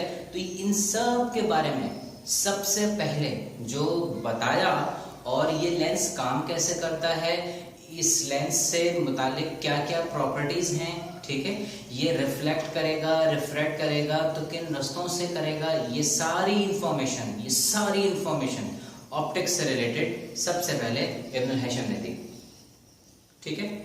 इनके और कारनामों में से एक कारनामा या एक बहुत वैल्यूएबल कंट्रीब्यूशन ये है कि पहले जमाने में जो कंसेप्ट ऑफ विजन राइज था, वो Greek concept of vision rise था। ग्रीक्स का विजन का कंसेप्ट क्या था, वो ये कहते थे कि हम लाइट सोर्स खुद हैं, यानी कि हमारी आंखों के अंदर ऐसे समझें कि जैसे बल्ब मौजूद है, हमारी आंखों में रोशनी है, जैसे ही हम अपनी आंख खोलते हैं तो हमारी आंख से रोशनी निकल के सामने वाले ऑब्जेक्ट पे पड़ती है, वो ऑब्जेक्ट जब लाइट उसके ऊपर स्ट्राइक होती है तो रोशन हो जाता है, तो हमें दिखता है। एक तवील अरसे तक ये थ्योरी विजन की चलती रही, जिसको इब्नुल हैशम ने गलत कहा और उसको ठीक किया, बल्कि न सिर्फ गलत कहा बल्कि उसको उन्होंने ठीक भी किया। चंद एतराज़ात में से एक एतराज़ इब्नुल हैशम का ये भी था कि अगर हमारी आंख से ही रोशनी निकलती है, so what happens at night, रात में हमें क्यों नजर नहीं आता, जो ऑब्जेक्ट अंधेरे में है वो हम सही से नहीं देख पाते हैं, क्यों? अगर हम अपने आंख खोलते हैं तो उसमें से रोशनी निकल के सामने वाले ऑब्जेक्ट पर पड़नी चाहिए, तो वो अंधेरे में भी वो ऑब्जेक्ट हमें रोशन होकर नजर आना चाहिए, ठीक है। तो वो हमें क्यों नजर नहीं आता, इसका एक ही मतलब समझ आता है कि हमारी आंख से रोशनी नहीं निकलती, ठीक है, बल्कि रोशनी तो इन्वायरमेंट से, अतराफ से, इधर उधर से कहीं से आके उस ऑब्जेक्ट से टकरा के जब हमारी आंख में जाती है हमें तब नजर आता है। यानी कि जब कभी भी हम किसी चीज को देखते हैं तो उसका क्या मैकेनिज्म होता है, कहीं से, चाहे नियर बाय बल्ब हो, चाहे कोई सूरज की रोशनी हो, चाहे मूनलाइट हो, कोई से भी हो, हमें कहीं से रोशनी उस जगह पे स्ट्राइक करके हमारी आंख में जब जाती है तो हमें वो ऑब्जेक्ट नजर आता है, ठीक है। ये रिफ्लेक्शन का प्रिंसिपल कहलाता है कि बगैर रिफ्लेक्शन के आप किसी ऑब्जेक्ट को देख नहीं सकते। ये इब्नुल हैशम ने बताया, प्रूफ किया, और पुराना या फॉल्स विजन कंसेप्ट को उन्होंने रेक्टिफाई किया, करेक्ट किया, ठीक है। इसके अलावा हमारी ह्यूमन आई से रिलेटेड पूरी की पूरी working, complete A to Z details हमें इब्नुल हैशम ने अपनी बुक किताबुल मनाजिर में लिख के दी। उन्होंने बताया ह्यूमन आई क्या होती है, कैसे बनी होती है, कौन कौन सी मेम्ब्रेन्स हैं, वो मेम्ब्रेन किससे बनी होती है, उसमें कौन कौन से कंपोनेंट्स होते हैं, उनका काम क्या होता है। तो पूरी डिटेल्ड स्ट्रक्चर, यानी कि किन किन चीजों से मिलकर बनी है, और पूरी डिटेल्ड वर्किंग, यानी कि लाइट आएगी, कहाँ आएगी, कैसे टकराएगी, फिर कहाँ जाएगी, इमेज बनेगी और कैसी इमेज बनेगी, ये पूरी डिटेल्ड वर्किंग हमें इब्नुल हैशम ने ह्यूमन आई की बताई, ठीक है। और उसको उन्होंने अपनी किताबुल मनाजिर में उन्होंने लिखा। इसके अलावा इब्नुल हैशम ने ह्यूमन हिस्ट्री का सबसे पहला कैमरा का काम क्या होता है? इमेजेस कैप्चर करना, ठीक है। तो सबसे पहला camera, although it was simplest kind of camera but yet very effective, उस कैमरे को कहते हैं पिन होल कैमरा। जब हम चैप्टर पढ़ेंगे तो हम उसमें पिन होल कैमरा को भी देखेंगे। तो पिन होल कैमरा एक बॉक्स था जिसमें पिन के साइज का होल हुआ था और उस कैमरे को इस्तेमाल करके सोलर एक्लिप्सिस को स्टडी किया जाता था। So that was a camera which captured images, जैसा कि कैमरा का काम होता है। So the first camera in the history of humankind was also built by this very person, Ibn Haitham, ठीक है। तो हम इनके ये कुछ कंट्रीब्यूशन जो हमारे सामने हैं या जिनको मैंने आपको बताया, इन कंट्रीब्यूशंस को हमें लिस्ट डाउन करना है, सही है। हम उसको पॉइंट्स में भी लिख सकते हैं। आप बेहतर प्रेजेंटेशन के लिए इनके ऊपर छोटी छोटी हेडिंग्स भी बना सकते हैं, वो भी अभी हम देख सकते हैं कि क्या पॉसिबल हेडिंग बन सकती है। मैं यहाँ पे अभी सिर्फ इनके कीवर्ड्स लिख रहा हूँ, सेंटेंस आप मुकम्मल कर सकते हैं। लिखने का तरीकाकार क्या होगा? लिखने का तरीकाकार ये होता है, सबसे पहला जुमला हमेशा कुछ भी लिखें वो इंट्रोडक्टरी होता है। तो सबसे पहले तो हम ये बताते हैं कि इब्न हैशम थे क्या। इनकी हिस्ट्री नहीं हमें बतानी होगी, कहाँ पैदा हुए, कब पैदा हुए, कहाँ से इब्तदाई तालीम, कहाँ से इख्तितामी तालीम हासिल की, ये नहीं बताना होगा। हम सिर्फ बताएंगे इनकी मास्टरी या इनकी नॉलेज किन किन सब्जेक्ट्स में थी, ठीक है। पहले जमाने में, अच्छा, और ये पैटर्न हम तमाम जो भी पढ़ेंगे मुस्लिम साइंटिस्ट सबके बारे में देखेंगे इसी तरीके से। पहले जमाने में फिजिक्स, केमिस्ट्री, बायोलॉजी ये सेग्रीगेटेड नहीं थी, अलग अलग नहीं थी, ये सब साइंसी उलूम में आता था, एक फील्ड थी एंड दैट वाज साइंस, ठीक है। अब साइंस के मुख्तलिफ एस्पेक्ट्स पे काम करते थे, लेकिन ब्रांचेस सेग्रीगेट नहीं हुई थी, ब्रांचेस क्लासिफाई नहीं हुई थी। फिर इस वजह से जो भी साइंसदान थे उनकी knowledge almost all branches of science के ऊपर ही होती थी। वो मेडिसिन भी पढ़ा करते थे, उनको फिजिक्स से भी नॉलेज होती थी, उनको केमिस्ट्री की नॉलेज होती थी, वो ज़्यादातर एक्सपर्ट मैथमेटिशियंस हुआ करते थे, वो बेहतरीन एस्ट्रोनॉमर्स भी हुआ करते थे, ठीक है। और अगर कोई एक स्पेसिफिक फील्ड में उन्होंने काम ज़्यादा किया हुआ है तो उस फील्ड या ब्रांच ऑफ फिजिक्स को हम ज़्यादा हाईलाइट कर देते हैं। जैसे कि इब्न हैशम थे, ये बेहतरीन फिजिसिस्ट थे, ठीक है। ये एस्ट्रोनॉमी में भी इनका काम था, ये एक्सपर्ट मैथमेटिशियन थे, लेकिन ऑप्टिक्स पे इनका बहुत ज्यादा काम था। इस वजह से हम कहेंगे कि he was a great scholar of physics, he was a great scholar of mathematics, he was a great scholar of astronomy, medicine and optics. Optics को, उस ब्रांच को, जिस ब्रांच पे इन्होंने सबसे ज्यादा काम किया है उसको हम अलग से मेंशन करें। तो ये कंट्रीब्यूशन है इब्न हैशम के। So let us go through them. He was a great scholar of physics, astronomy, engineering यानी कि different branches of engineering, mathematics and optics, particularly optics, ठीक है। इनकी जो सबसे फेमस बुक थी वो बुक है इनकी किताबुल मनाजिर। मनाजिर यानी कि नजर आने से, विजन से रिलेटेड, ठीक है। फिर इनके वैल्यूएबल कंट्रीब्यूशंस में से पहला कंट्रीब्यूशन उन्होंने ओल्ड या false concept of vision by the Greeks, उसको उन्होंने करेक्ट किया, सही किया, और फिर जो सही थ्योरी थी वो उन्होंने बताया विजन से रिलेटेड। फिर उन्होंने एक कैमरा डिजाइन किया जिसे हम पिन होल कैमरा कहते हैं, ठीक है। ये बहुत सिंपल कैमरा है अपने फॉर्मेशन में, लेकिन बहुत इफेक्टिव और ह्यूमन हिस्ट्री का सबसे पहला कैमरा है। So this also credit goes to him.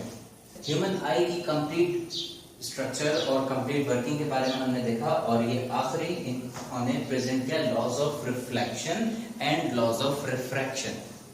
Reflection और रिफ्रैक्शन ऑप्टिक्स के दो बड़े फिनोमेना हैं, जिसमें हम ये पढ़ते हैं कि लाइट अगर आती है किसी सरफेस से टकरा के अगर पलटती है तो किस रास्ते से पलटेगी, ठीक है, कितने एंगल से पलटेगी, और जाते जाते अगर कोई ऑब्जेक्ट की वो इमेज बना रही है तो कहाँ किस रास्ते पे इमेज बनाएगी, और उनकी पोजीशंस अगर हम बदल दें तो इमेज के ऊपर क्या फर्क पड़ता है, बड़ी हो जाती है, छोटी हो जाती है, दूर बनती है, करीब बनती है, ये सब चीजें रिफ्लेक्शन में भी और रिफ्रैक्शन में भी हम पढ़ते हैं। रिफ्रैक्शन में ये कि टकरा के वापस नहीं आती बल्कि वही ऑब्जेक्ट के या मटेरियल के अंदर से निकल जाती है, लेकिन उसके भी सिमिलर बिहेवियर है। कौन रिफ्लेक्ट करता है, कौन रिफ्रैक्ट करता है, ये कंप्लीट हमें इंफॉर्मेशन इब्न हैशम ने अपने लॉज ऑफ रिफ्लेक्शन और रिफ्रैक्शन में हमें बताया, ठीक है। तो ये तो इब्न हैशम के मेजर कंट्रीब्यूशंस हैं। इन कंट्रीब्यूशंस को आप इस तरह से पॉइंट्स में भी लिख सकते हैं। He was a great scholar of so and so, his famous book is Kitabul Manazir, और इस किताबुल मनाजिर को एनसाइक्लोपीडिया समझा जाता है। कहते हैं कि this book is an encyclopedia, ठीक है, और इस बुक को एनसाइक्लोपीडिया कहा जाता है। आज भी माना जाता है कि ह्यूमन आई से रिलेटेड बहुत सारी, या विजन से रिलेटेड, ऑप्टिक्स से रिलेटेड बहुत सारी करेक्ट और वैल्यूएबल इंफॉर्मेशन इस किताब में आपको मिलेंगी। सो कहा जाता है this book is an encyclopedia in optics, ठीक। एनसाइक्लोपीडिया कहते हैं ऐसे किताब को या ऐसे सोर्स को जहां पे बहुत सारी हर तरह की इंफॉर्मेशन आपको मिल जाए, कंप्लीट इंफॉर्मेशन मिल जाए, ठीक है। तो ऑप्टिक्स से रिलेटेड कंप्लीट इंफॉर्मेशन यानी कि किताबुल मनाजिर में होती है, इसलिए इसको एनसाइक्लोपीडिया का दर्जा दिया जाता है, माना जाता है। अब पेपर में प्रेजेंट करने के पॉइंट ऑफ व्यू से आप इसके पॉइंट्स भी लिख सकते हैं कंप्लीट करके। He invented the pinhole camera, he provided the detail structure and working of human eye, he presented the laws of reflection and refraction. इस तरह से सेंटेंसेस इसके कंप्लीट कर सकते हैं। और अगर आप चाहें तो आप इनकी हेडिंग्स भी बना सकते हैं, ठीक है। तो इनकी हेडिंग्स क्या बना सकते हैं, मिसाल के तौर पे यहाँ पे मेन पॉइंट क्या है, ये स्कॉलर हैं इन तमाम फील्ड्स के, ठीक है। तो आप लिख सकते हैं स्कॉलर, या ही वाज अ स्कॉलर ऑफ, या स्कॉलर ऑफ। यहाँ पे लिख सकते हैं किताबुल मनाजिर की हेडिंग बनाएंगे और फिर लिख देंगे his famous book Kitabul Manazir is considered to be an encyclopedia in the field of optics. यहाँ पे आप हेडिंग बना सकते हैं ग्रीक कंसेप्ट ऑफ विजन की, ठीक है, या करेक्ट कंसेप्ट ऑफ विजन की। तो उसके अंदर फिर आप ये लिख सकते हैं कि he corrected the Greek concept of vision. यहाँ पे आप हेडिंग बना सकते हैं पिन होल कैमरा, और फिर लिखते हैं कि he was the inventor of pinhole camera which is considered to be the first camera in the human history. और इस तरह से स्ट्रक्चर ऑफ ह्यूमन आई, तो आप लिख सकते हैं he was the first to provide detailed structure and working of human eye. और फिर इस तरीके से laws of reflection and refraction की हेडिंग बना के he presented the laws of reflection and refraction, ठीक है। तो ये हुए इब्न अल हैशम के इंपॉर्टेंट कंट्रीब्यूशंस ऑप्टिक्स की फील्ड में, इनको माना जाता है। एक और बहुत बड़ा कंट्रीब्यूशन जिसको हम पढ़ेंगे आगे जाकर, अभी मैं सिर्फ आपसे उसका जिक्र कर देता हूँ, because I feel personally it's very important for all the students to know कि हमारे बेसिक्स क्या थे और हमारे आबा उस्ताद क्या थे और हम अभी क्या कर रहे हैं। किसी भी फिजिकल फिनोमेना को जो हमें आंखों के सामने अपने होता हुआ नजर आ रहा है, उसकी मैथमेटिकल इक्वेशंस बन सकती हैं और उन फॉर्मूलों की बुनियाद पे हम प्रिडिक्ट कर सकते हैं कि आइंदा ये काम इतने वक्त पे या इस तरह से या इस जगह पे होगा। तो फिजिकल फिनोमेना को इक्वेशंस की फॉर्म में लिख देना, ये पहली दफा अगर किसी ने करके प्रैक्टिकली करके दिखाया तो वो इब्न अल हैशम थे। इन्होंने मिरर्स और लेंसेज से आने और टकरा के जाने वाली लाइट रेज के न सिर्फ इनको ज्योमेट्रिकली ड्रॉ करके बताया कि ये ज्योमेट्रिकली ड्रॉ करके प्रेडिक्ट किए जा सकते हैं, बल्कि ये भी बताया, आप खुद सोचिएगा, it's very unique and surprising to imagine. Even mirror के सामने एक ऑब्जेक्ट रखा हुआ है, वो ऑब्जेक्ट से लाइट रेज आई टकराएं, हमें नहीं मालूम, वो ऑब्जेक्ट से लाइट रेज आएंगी इसलिए कि ऑब्जेक्ट सामने खड़ा होता है तो उससे लाइट रेज निकलते हुए मिरर पे नजर तो नहीं आती। व्हाट वी सी कि मिरर है सामने, हम खड़े हुए अपने आप को देख रहे हैं, तो हमसे लाइट रेज भी निकल के जा रही हैं, लाइट रेज टकरा के भी वापस आ रही हैं, ऑब्जेक्ट कहाँ रखा हुआ है, इमेज कहाँ रखा हुआ है, हमें सिर्फ अपना आप नजर आता है या शीशे में हम नजर आते हैं। लेकिन उन्होंने न सिर्फ इसकी इक्वेशंस बनाई, बल्कि ये बताया कि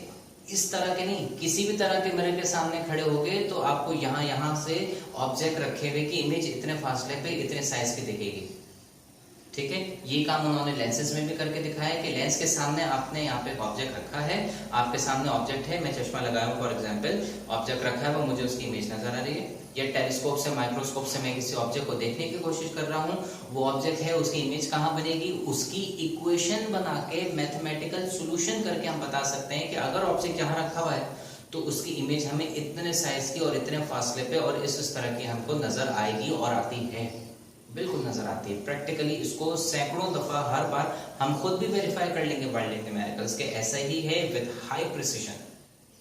ये एक बहुत बड़ी बात है कि मैथमेटिकल इक्वेशन में रिप्रेजेंट किया जा सके।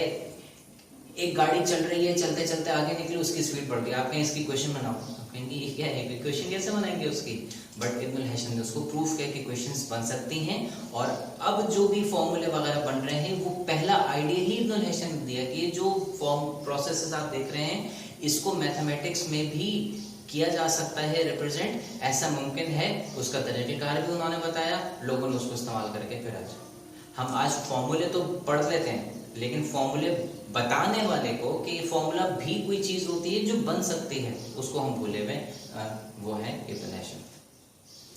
ठीक है, सो ये इनकी बहुत बड़ी कंट्रीब्यूशन है जिससे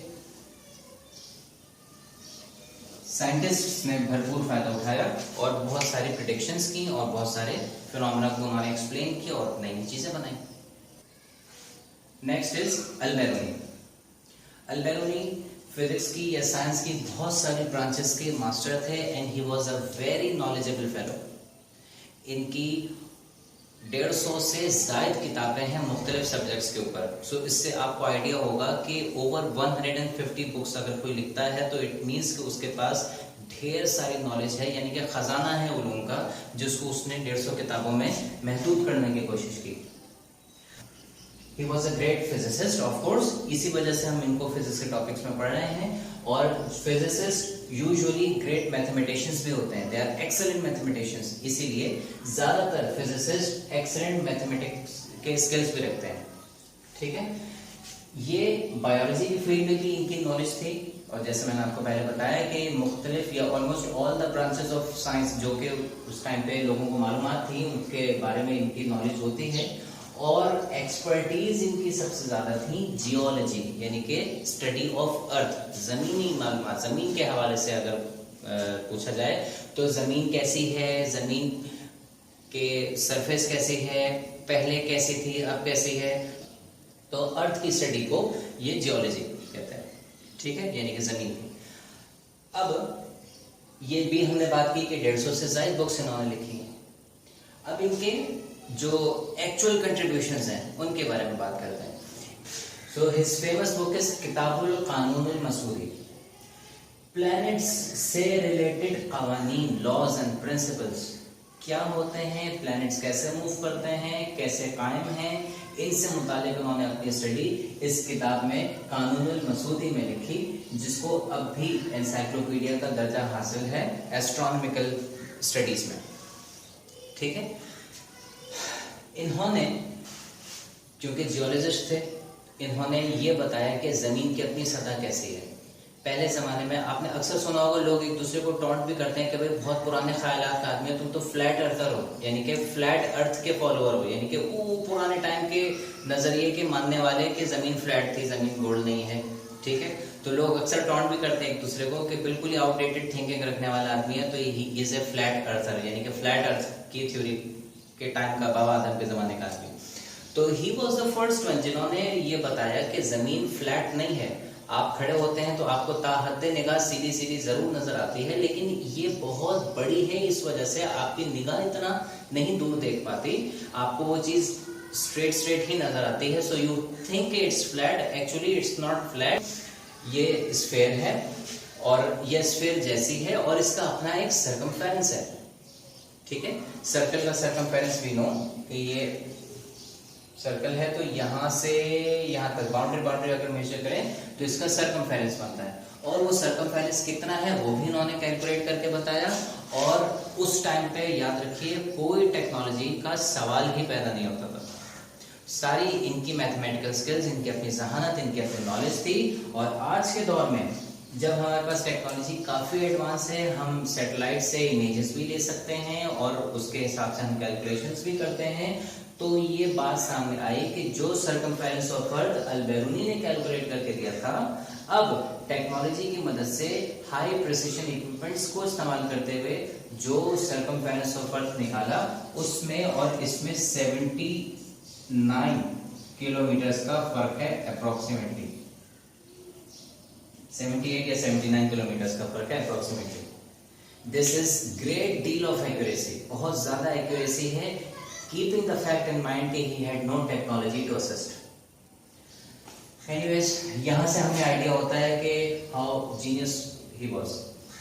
अच्छा, आखिरी में एक बहुत जबरदस्त इंकशाफ उन्होंने जो किया उसके बारे में हम पढ़ते हैं कि इन्होंने बताया इंडस वैली हमारी वादी सिंध, वादी सिंध बहुत जरखेज है। वादी सिंध के बारे में इन्होंने ये बताया कि ये पहले जो अब हमें एक वादी नजर आती है यानी कि फ्लैट लैंड नजर आते हैं, it was not a flat land from the beginning. ये शुरू में एक ओशन का बेसिन था।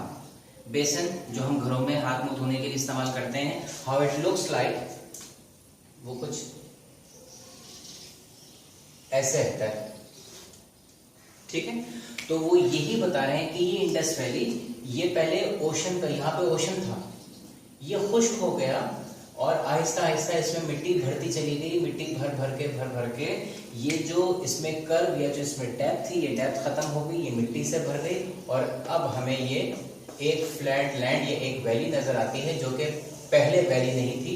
पहले ये इस तरह से एक ओशन था बहुत बड़ा, उसकी जगह थी, इसमें ये गहरा हिस्सा था ओशन का, तो बेसिन ऑफ एन ओशन, तो जो कि अब मड से, कीचड़ से, मिट्टी से, हवा के जरिए, मुख्तलिफ चेंजेस, इन्वायरमेंटल चेंजेस के जरिए ग्रेजुअली वो भरता चला गया और अब हमें एक फ्लैट लैंड नजर आती है। लेकिन ये हमेशा से ऐसे फ्लैट लैंड नहीं थी, it was a basin of N ocean, ठीक है।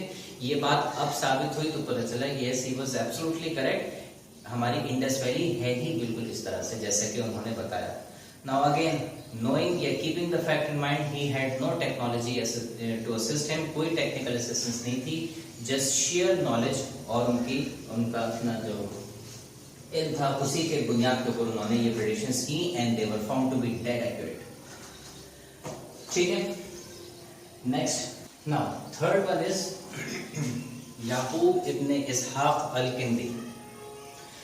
याकूब अल-किंदी का सबसे ज्यादा जो काम है वो साउंड और ऑप्टिक्स में है, ठीक है। और इनकी भी बेसिक या साइंस के डिफरेंट सब्जेक्ट्स में नॉलेज थी, लेकिन most of his work refers to sound and optics, ठीक है। और यही हम इसमें लिखते हैं कि he was a great philosopher, scientist and a physicist, ठीक है। लेकिन इनका जो मोस्ट इंपॉर्टेंट काम है, सबसे ज्यादा है, वो है इन साउंड एंड ऑप्टिक्स। और सबसे बड़ा काम जो इनका है वो ये कि आपने देखा होगा कि जो म्यूजिशियंस होते हैं इनके पास एक बुक रखी होती है जिसमें म्यूजिकल नोट्स बने हुए होते हैं, ठीक है। वो म्यूजिकल नोट्स क्या है एक्चुअली, कि म्यूजिकल नोट्स पढ़ के वो फिर जो भी कॉयर है या ऑर्केस्ट्रा है वो फिर उसको ट्यून करता है, उसको बजाता है उसके हिसाब से। तो ये म्यूजिकल नोट्स की फ्रीक्वेंसी में रिप्रेजेंटेशन या म्यूजिकल नोट्स के अप्रोप्रिएट साउंड जनरेट करना, ये सबसे पहले हमें याकूब अल-किंदी साहब ने इंट्रोड्यूस करवाया कि जो भी साउंड या म्यूजिकल साउंड है इसकी अपनी एक फ्रीक्वेंसी होती है और उस फ्रीक्वेंसी का कोई ना कोई नोट बनता है। उस म्यूजिकल नोट की उन्होंने लैंग्वेज निकाली समझे और उस लैंग्वेज से फिर आज तक उसको इस्तेमाल करके जो म्यूजिकल ऑर्केस्ट्रा वगैरह हैं वो उसको प्ले करते हैं म्यूजिक को, ठीक है। या म्यूजिशियंस हैं, आपको भी नजर आते हैं कि म्यूजिशियंस जब अपना पियानो वगैरह बजा रहे होते हैं तो सामने उनके बुक रखी होती है और उसमें नोट्स, म्यूजिकल नोट्स कहते हैं उनको, म्यूजिकल नोट्स बने हुए होते हैं, ठीक है। तो ये इनका एक बहुत बड़ा काम है जो कि देख लें आप आज तक इस्तेमाल होता है। डॉक्टर अब्दुल सलाम, doctor Abdul Salam is the only Muslim scientist who has been awarded with a Nobel prize. 1979 के अंदर इनकी remarkable theory, grand unification theory, इसके ऊपर इनके वर्किंग्स को सराहा गया, एक्सेप्टेंस मिली वर्ल्ड वाइड और इनको उसके एजाज में, ऑनर में नोबेल प्राइज से इनको नवाजा गया। नाउ ये ग्रैंड यूनिफिकेशन थ्योरी जिसको GUT गट भी पढ़ते हैं, ये ग्रैंड यूनिफिकेशन थ्योरी है क्या? Let me give you a brief introduction of it. Grand means बहुत बड़ा, यूनिफाई मीन्स एक हो जाना, मिल जाना, और थ्योरी नजरिए को कहते हैं, ठीक है। तो ग्रैंड यूनिफिकेशन थ्योरी क्या बनी? साइंटिस्ट बिलीव के this nature is driven by 4 fundamental forces. हमारे नेचर में 4 बुनियादी फोर्सेस हैं, बाकी जितनी भी फोर्सेस है वो इन चारों में से किसी एक से मिलके बनी है या इन चारों में से मिलके बनी है। पहली है ग्रेविटेशनल फोर्स, दूसरी है इलेक्ट्रोमैग्नेटिक फोर्स, तीसरी है स्ट्रॉन्ग न्यूक्लियर फोर्स और चौथी है वीक न्यूक्लियर फोर्स। ये चार फोर्सेस हैं। इनके अलावा किसी दूसरी या पांचवी फोर्स का अगर हम नाम सुनते हैं वो इन्हीं चारों में से किसी एक का डेरिवेटिव होगी या बेसिकली इन्हीं चारों में से कोई एक फोर्स होगी। मिसाल के तौर पे फ्रिक्शन का आप नाम लें, टेंशन इन द स्ट्रिंग का नाम लें, आप इलास्टिक फोर्स का नाम लें, आप ये सारी इन्हीं चारों में से किसी फोर्स की वजह से हैं। ठीक है, अच्छा अब इसको यूं समझें कि जैसे एक you are a student of science, आप साइंस पढ़ रहे हैं और आपसे एक साहब आके कहते हैं कि देखो if you want to master physics, ये 1000 फॉर्मूले हैं, ये 1000 फॉर्मूले याद कर लो और आपको फिजिक्स के ऊपर पूरी जो कमांड है वो हासिल हो जाएगी। आप कहें चलो ठीक है सही। थोड़े टाइम के बाद कोई और साहब आते हैं, वो कहते हैं कि नहीं ये 1000 भी याद करने की जरूरत नहीं है, जस्ट दीज 100 फॉर्मूले, ये 100 फॉर्मूले हैं जो आप याद कर लो, तो बाकी 1000 में से जो एक्स्ट्रा 900 पड़े वो भी इन्हीं से मिलके बने, तो आपको एक्स्ट्रा 900 याद करने की जरूरत नहीं, बस ये 100 फॉर्मूले याद कर लो, समझो आपका काम हो गया, आपको फिजिक्स के सारे फॉर्मूले याद हो जाएंगे। आप कहेंगे जबरदस्त, ये तो बहुत ही अच्छी बात है। फिर एक साहब कहेंगे इन 100 की भी जरूरत नहीं है, इन 10 को याद कर लें आप, समझे कि ऑल वर्क इज डन।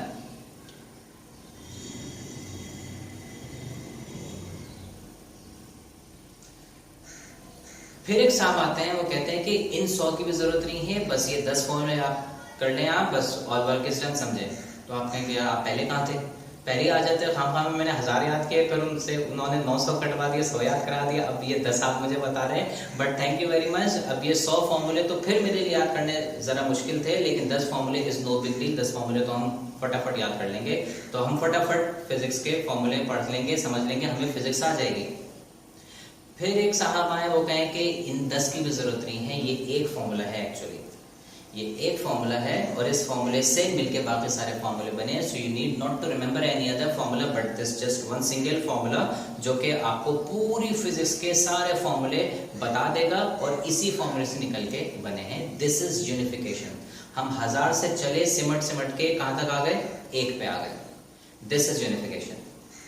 और ग्रैंड यूनिफिकेशन क्या है, जैसे मैंने आपको बताया 4 फंडामेंटल फोर्सेस हैं, तो ग्रैंड यूनिफिकेशन थ्योरी एक ऐसी थ्योरी है जो कि हमें ये बताती है कि दो थ्योरीज का कॉम्बिनेशन, यानी कि दो फोर्सेस का कॉम्बिनेशन, यानी कि एक इलेक्ट्रोमैग्नेटिक फोर्स और एक वीक न्यूक्लियर फोर्स, इनका कॉम्बिनेशन, कि ये दोनों फोर्सेस अलग अलग नहीं है बल्कि ये दोनों एक ही फोर्स हैं। तो इस हिसाब से हमारे पास 4 में से कितने रह जाएंगे, 3 फंडामेंटल फोर्सेस रह जाएंगे।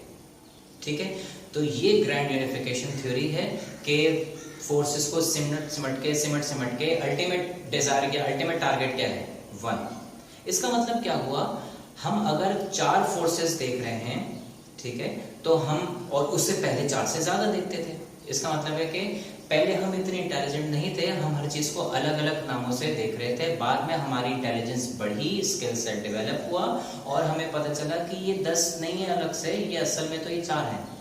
और अभी भी साइंटिस्ट की कोशिश ये है, साइंटिस्ट की, कि इन चारों को भी खत्म करके किसी तरीके से एक बना दिया जाए, वो पॉइंट ढूंढ लें कि जिससे हमें ये पता चल जाए किसी तरह कि ये 4 फोर्सेस भी अलग अलग नहीं है बल्कि ये एक फोर्स है। अनफॉर्चुनेटली अभी तक we are not that intelligent, लेकिन वर्क इज इन प्रोग्रेस, काम जारी है इसके ऊपर भी, और अल्टीमेट कोशिश यही है कि कोई एक चीज पता चल जाए कि ये बेसिक फोर्स है और इसी से सारी नेचर आपकी डेवलप हुई है, ओरिजिनेट हुई है। तो this will reduce our work और ये हमारी स्टडी को बहुत ज्यादा आसान बना देगा। So I hope grand unification theory का आपको कुछ कंसेप्ट क्लियर हुआ हो। आखिरी में doctor Abdul Qadeer Khan. Doctor Abdul Qadeer Khan sahab, he is a man who speaks for himself, whose name speaks for himself. Pakistan को हम सब जानते हैं कि न्यूक्लियर पावर बनाने में सबसे बड़ा और अहम किरदार डॉक्टर अब्दुल कदीर खान साहब का ही है। डॉक्टर अब्दुल कदीर खान साहब की जो स्टडी रही, उनकी जो रही नॉलेज उनकी रही, वो न्यूक्लियर फिजिक्स में बहुत ज़्यादा, और ये पहले हॉलैंड में एक पावर प्लांट है, एनरिचमेंट प्लांट है, जिसको यूरेनको एनरिचमेंट प्लांट कहते हैं, ये वहां पे एज एन एक्सपर्ट काम करते थे।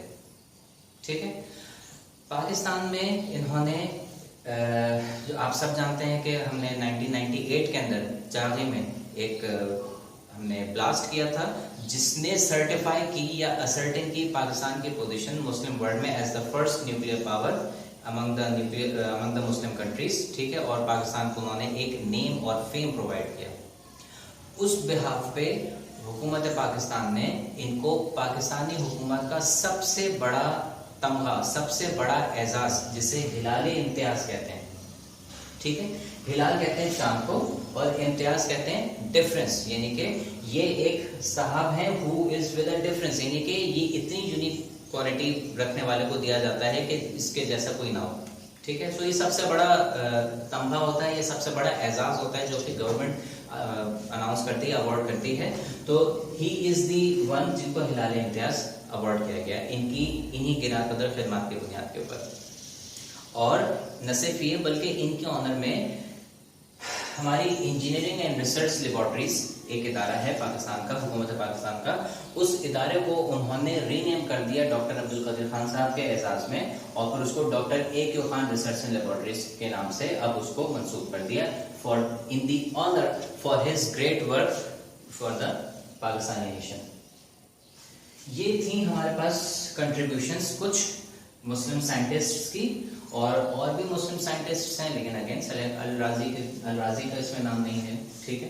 अल-ख्वारिज़मी का इसमें नाम नहीं है, लेकिन भारत ये आपने पहले भी पढ़े होंगे। Now this concludes chapter number 1 introduction, यानी कि introduction to physics. But before going मैं एक चीज आप लोगों को जरूर इसमें मेंशन करूं। देखिए पेपर में अगर शॉर्ट क्वेश्चन आंसर के अंदर ये सवाल आता है कि write down the contributions of Muslim scientists in the field of physics, और उसमें आपको इन 5 में से इन 2 का सवाल अगर आए, इन 2 के बारे में अगर लिखने को आए तो जरूर अटेम्प्ट कीजिएगा, क्योंकि you know enough information about them. ये 4 मार्क्स का सवाल हुआ करता था। अब जो भी मार्किंग्स इसकी हों, ठीक है, तो मतलब कहने के लिए हमारे पास ये वाले जो मुस्लिम साइंटिस्ट्स हैं 2, अल-बैरूनी और Ibn al Haytham, we know there enough contributions, और इनके बारे में हमारे पास लिखने के लिए मटेरियल काफी है। लेकिन 4 नंबर के लिए पहले, अब तक नहीं, जब पेपर पैटर्न डिस्क्लोज होगा दोबारा, तो 4 नंबर के लिए जाहिर है ये 3 पॉइंट्स ना काफी है, 4 नंबर के लिए ये 1 पॉइंट सर्टनली ना काफी है, 4 नंबर के लिए ये 3 पॉइंट्स भी ना काफी हैं, जिसमें काम का पॉइंट सबसे ज्यादा ये है हिलाल इम्तियाज, जिसने इनको डिस्टिंग्विश किया। तो इन 2 को डिस्क्रिप्ट उसमें शॉर्ट क्वेश्चन आंसर के एतबार से हमें प्रिपेयर करना है, यानी कि हमें याद पूरा करना है। और इन तीनों में क्योंकि we don't have there enough contributions to write, लिहाजा अगर पेपर में क्वेश्चन आए तो आप इसको चॉइस पे छोड़ दीजिएगा, इसके बदले कोई दूसरा सवाल अटेम्प्ट कर लीजिएगा, because of the unavailability of significant material. लेकिन इसका मतलब ये हरगिज़ नहीं कि इनको छोड़ दें, याद करने की जरूरत नहीं है। एमसीक्यूज के हवाले से पूछा जा सकता है, ठीक है। सो इसमें सबसे बड़ा जो एमसीक्यू, सबसे इंपॉर्टेंट एमसीक्यू है वो ये वाला है, डिस्कवरी ऑफ म्यूजिकल नोट्स या expression of musical notes in terms of frequencies, ये एक बहुत बड़ा, ठीक है। इनका डॉक्टर अब्दुल सलाम साहब का ग्रैंड यूनिफिकेशन थ्योरी, ठीक है, और डॉक्टर ये अब्दुल कदीर खान साहब का हिलाल इम्तियाज है, और इनके अपने जो कंट्रीब्यूशंस हैं और इनके ऑनर में जो हुकूमत पाकिस्तान ने किया। तो इन 3 मुस्लिम साइंटिस्ट्स का कंट्रीब्यूशन अगर लिखने को आए तो जस्ट एज अ टिप मैं आपको कह रहा हूं, अगर कंट्रीब्यूशंस लिखने को आए 4 नंबर के, डोंट अटेम्प्ट देम, क्योंकि don't have enough material available. MCQs में तो जरूर अटेम्प्ट कीजिएगा, वो तो करना ही पड़ेगा, उसमें तो पहले ही हमने बात की थी, कोई चॉइस नहीं होती। लेकिन अगर इब्नुल हैशम और अल-बैरूनी के कंट्रीब्यूशंस लिखने को आए तो लाजमी अटेम्प्ट करें, because you have more than enough information for them available, ताकि आप उसको क्वेश्चंस में लिख सकें। और हर कंट्रीब्यूशन उनका बहुत वैल्यूएबल और एक यूनिक कंट्रीब्यूशन है, ठीक है। So this concludes chapter number 1। आपसे मुलाकात होगी इंशाल्लाह नेक्स्ट वीडियो लेक्चर के साथ। चैप्टर नंबर 2 हम शुरू करेंगे। तब तक अपना बहुत सारा ख्याल रखिएगा, पढ़ते रहिएगा।